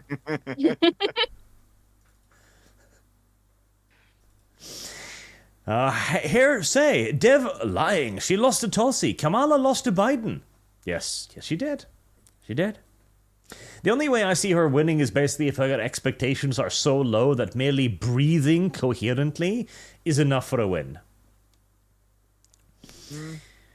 No, I think it really is going to depend on how much Trump is tarnished from all the shit that's been thrown at him. Whether or not you think it's legitimate is beside the point. The fact that it has been thrown at him and his reputation has been dragged through the mud, that's going to matter more. I think the Democrats could have run anybody, and that still would have been the primary factor. Like, I think they're hoping that people are going to just hold their nose and vote for Kamala. Lucifer the Doberman, did Hunter Biden register? As the politicians? Not yet, I don't think. Sadly. I'm sure he'll be president soon, though. I think he's talking about the foreign agent thing, where, like, you can take money from a foreign government as an American citizen, and I mean, the answer to that is, I think yes, actually. Also, it's different because he was employed by Burisma, and that was public. It's like it's not the same thing. But yeah, I think so. I know that in the congressional hearing from the Hunter Biden thing, they went through all of his files, and they didn't really, everyone keeps saying, oh, it's for the big guy. They like none of the financial records showed, any money going to Joe Biden. Like, that was all just made up fucking bullshit. But yeah, I think it's because he was living in Ukraine at the time, and he was a CEO at that company. That it's different than money coming into the United States through people who haven't registered and then hiring Americans in America. You know what I mean? It's not like a situation. It's not the same situation. I don't know. Sounds like Cope, Dev.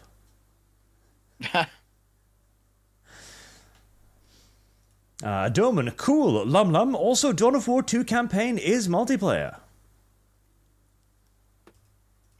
Okay, Lum. I'll probably have to see if Mr. Arch wants to carry my ass through it. No. Oh gosh. Yep. Well, you hating Arch? How is Space Marine 2? Think about buying. It's fine. It's nothing special. Like, with winter sales right around the corner, I'd recommend just holding out a little while longer, and you'll probably get it 25% off. But it's not bad. It's a good game.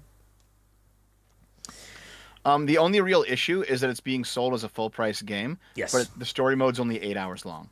And it's not really finished. Like, they've already got the roadmap with the DLC and stuff, so it's an early access product in essence. Mm-hmm.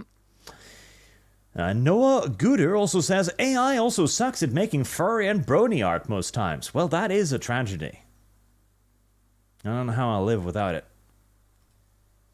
And Zero, did Lum Lum play Dawn of War 1 Soulstorm? I loved that one. I have not, because no one bought me Dawn of War 1. Someone bought me Dawn of War 2. So that's what that's all I'm gonna play. And remember, chat, the most strategic video game Lum Lum has ever played was Tetris. No. Fuck off. I'm telling you, start with Pikmin. It's an easy Will you buy intro. me? Will you buy me Pikmin? Do you have a Switch? Yes, I do. Do you stream with your Switch? I can stream with my Switch. Okay, I'll see what I can do. Cool, yeah. Mercenex21, Steve was attacked in New York, not Rick Dev, and all the money is going to voice acting now since I don't know it was fully funded. Going to voice acting now. I see. Stooge McDuck, behind in the stream, but Jack Black being edgy in the past. Go back to the first Tenacious D album and look up the lyrics for Kielbasa. Kielbasa. Benjamin Snortkins, they both have Rule 34 now. This is old news. Yes, the internet had to be contrarian about that. Lucas von Karstein, or Von, who knows? Hey Art, I send you some minis I painted. Thanks. Devin of Lady Columbia, Arch, remember the Bleacher meeting this month? Hyperborea needs brown fives, particularly of the Hal Berry kind. Sorry, lumps, not myelinated enough. I'm sorry, I am the pale variety of Mexican. Not Cough real forever. Mexican, I see. Lum Lum No, question. it's because I have a medical condition that, revokes my melanin rights. I got alopecia, so I am just naturally pale. Do you feel represented by all of the characters with weird skin conditions in these new woke games? No.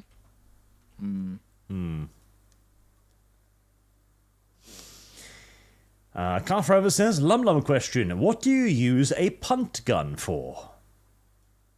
I have no idea. What do you use a punt gun for? Scaring birds. Scaring bird.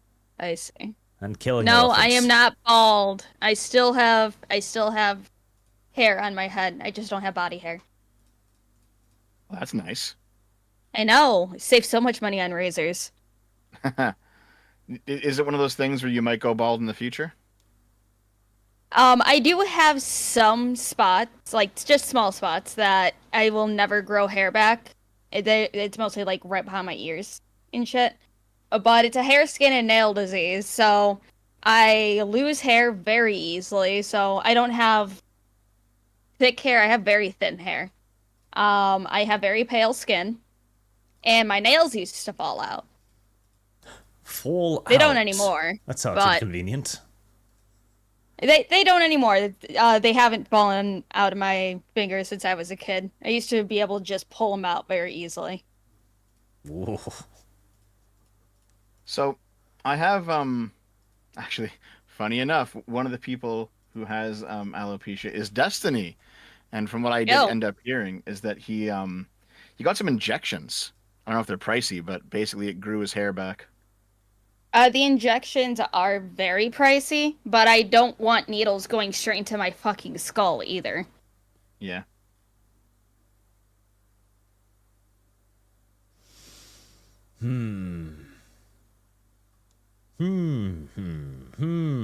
Needles.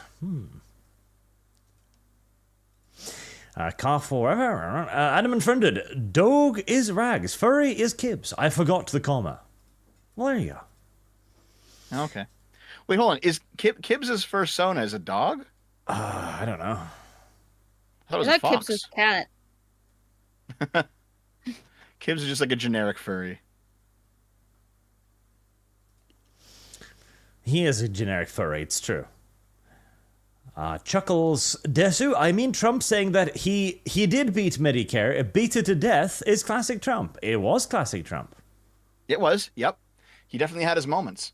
But like I went back and watched 2016, his like, or like 2015, like his primary debates, and compared them to the debate a couple months ago, and there's no comparison. Trump has slowed down a lot.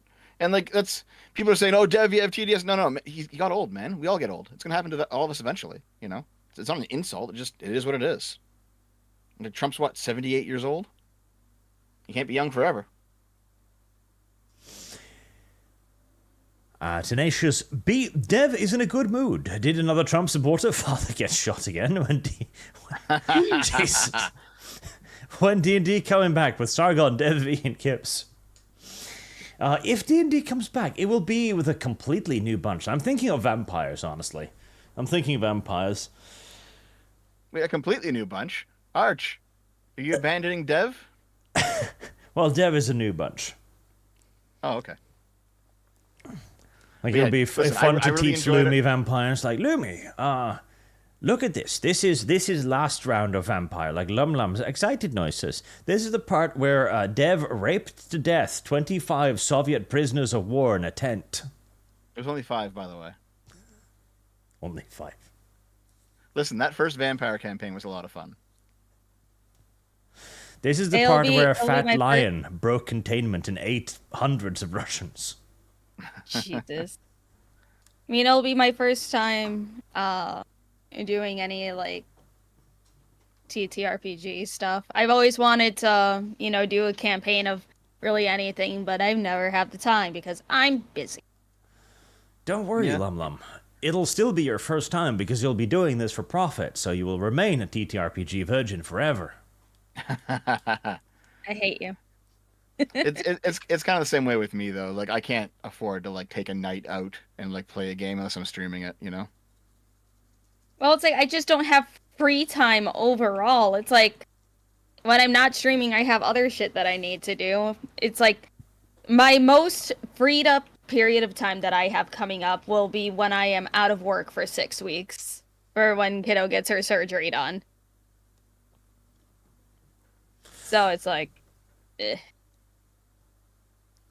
If anything, what I'll probably do is I'll do VTM, but I'll scrap the rule system completely, and I'll replace it with, honestly, fucking Rogue Trader's system, just simple D100s, and I'll convert all of the vampire skills over. Because VTM has no combat rules at all. Like, you're supposed to resolve combat with a single dice roll. Like, no. Yeah, it was terrible for that. Like, I like the way the EXP was laid out. I like all the various skills and like, the physical skills, the magic skills. Like it was all great. But then combat's like, yeah, you both just roll strength, and whoever wins the roll wins combat. It's like, what the fuck? Yeah, like that's retarded. That is absolutely terrible. And the benefit with the Rogue Trader system is that it's extraordinarily simple because it's just a percentage-based dice system. There will be no need for complicated explanations. There will be no need for math. We'll just look at a table and go like, okay, your point score is 40. You need to roll 40 or below. Simple. It's fucking simple. Someone asked, why even play Vampire the Masquerade Cancer? I mean, it is like woke bullshit now, but it was made by, like, the previous iteration of Vampire the Masquerade was made by people who actually knew how to write a good story, and it wasn't woke bullshit back then, and they actually made a very compelling universe. Yep. Plus, I like the idea of Vampire World War II. That's just funny to me. Are we going back to it? Oh, yes. Are we going to go be Nazis again? Yes. It'll be an excellent introduction for Lum to the world of socialism from the ground up. yes, I can really dig into my German heritage here, I guess. You'll have an opportunity, Dev, to talk her out of being a communist and be a national socialist instead of an international one. And so the Lich, when there is no government officials around, Dev can't help but lick the leathers in his chair. That's why the armrests are breaking down. That's a brilliant mental picture. Dev looks around, he's sitting there at the border of Yugoslavia and all the other countries. He doesn't feel oppressed for a moment, so he just leans down and starts sucking on the armrests.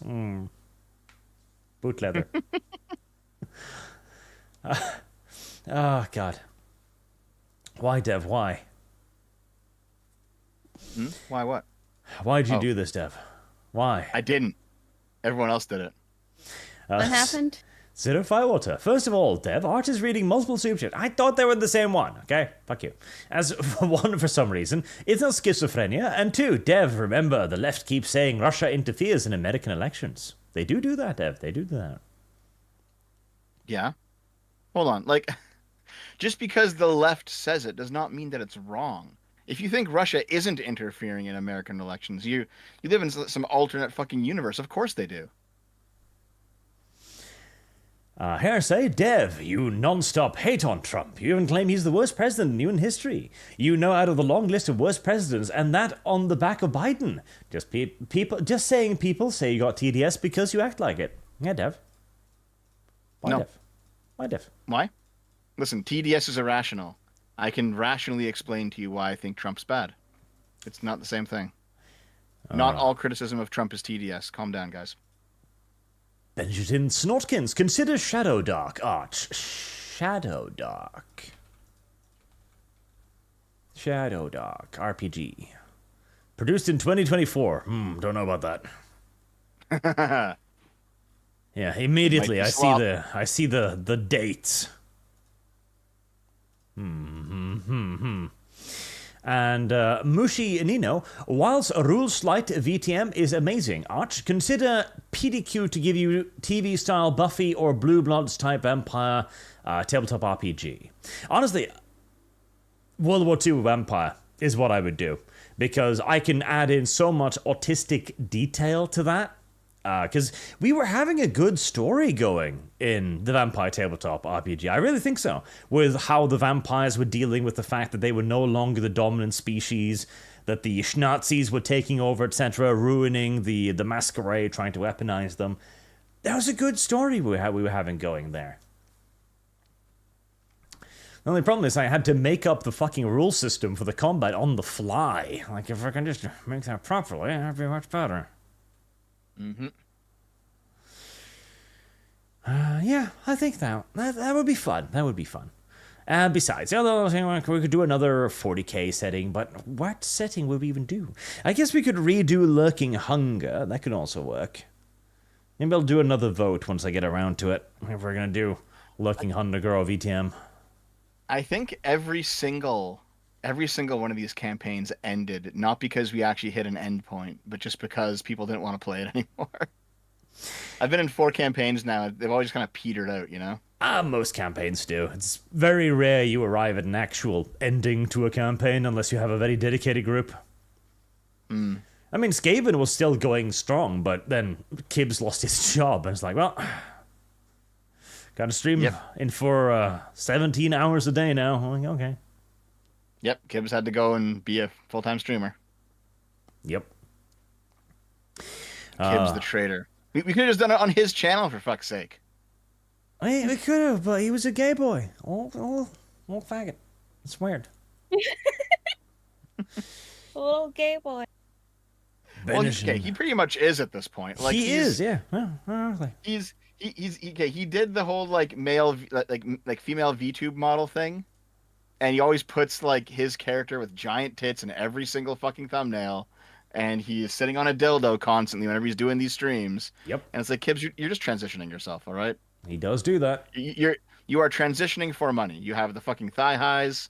Like, just come on. Yep, absolutely. Voice the programmer socks. That's the starting drug. Starting the skirt fund. He absolutely is. Little weirdo. Benjamin Snorskin, Shadow Dark is really good. Deliberately apolitical. But what if I want to tell the story about how National Socialism and International Socialism had a disagreement? That's a political story. Yeah, definitely thinking Vampire could be fun. Vampire would be funny. Just because it's a nasty little setting, too. And it's nice and controversial. Artemis Fowl, Dev, people can rationalize themselves into any position. Conspiracy theorists can be some of the most well-read individuals. Your TDS is no different. Yeah, I know, but I haven't seen any good arguments against the Eastman Memo stuff yet. You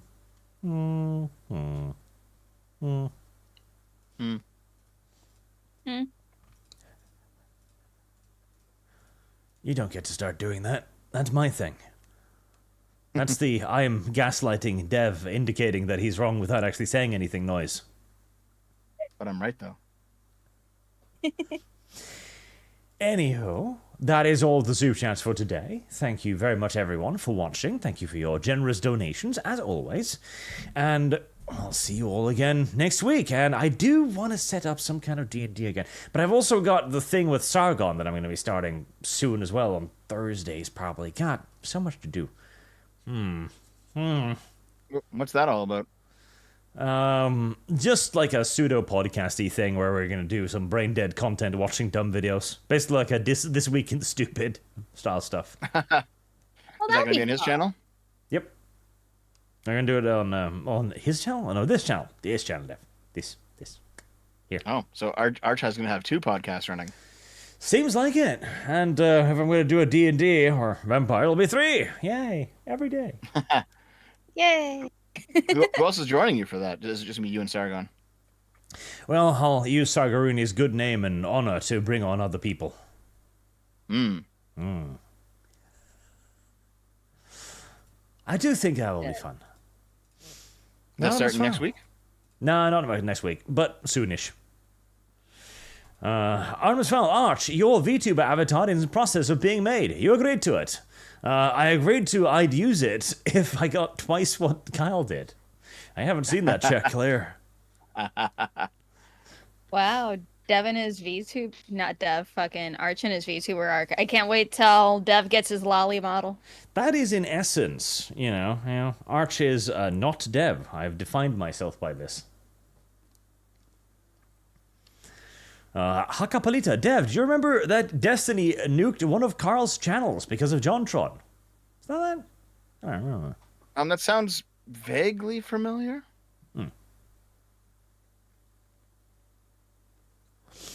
I think Sargon's still demonetized. He is, yes. He is. He is monetized on Twitch, though. He's got a Twitch channel. So you can go and check him out there on Twitch. Twitch. Twitch hasn't demonetized him yet, nor removed him, so that's pretty good. But yes, Man. what was that, Lum Lum? You made a noise. Lum Lum. No, What do you want, Lum Lum? I'm Now you're gonna have to I come am up with not- something useful. Come on. I am not looking forward to having to play Dustborn, but I got a couple hours to relax, get some drinks ready. So 2 hours. It's And going to be a then good time. Lum Lum chose self-deletion. No, I just choose intoxication. Artemis Fowl, Kyle did it for free. The model will be twice as expensive. Not my meaning, little bad Berkimus. I mean, if you need a model artist and a rigger, I can throw some people your way. There you go. Lum Lum will help. But now, good night, everybody. And see you all Good night, again guys. other days, other weeks, other hours, other dates.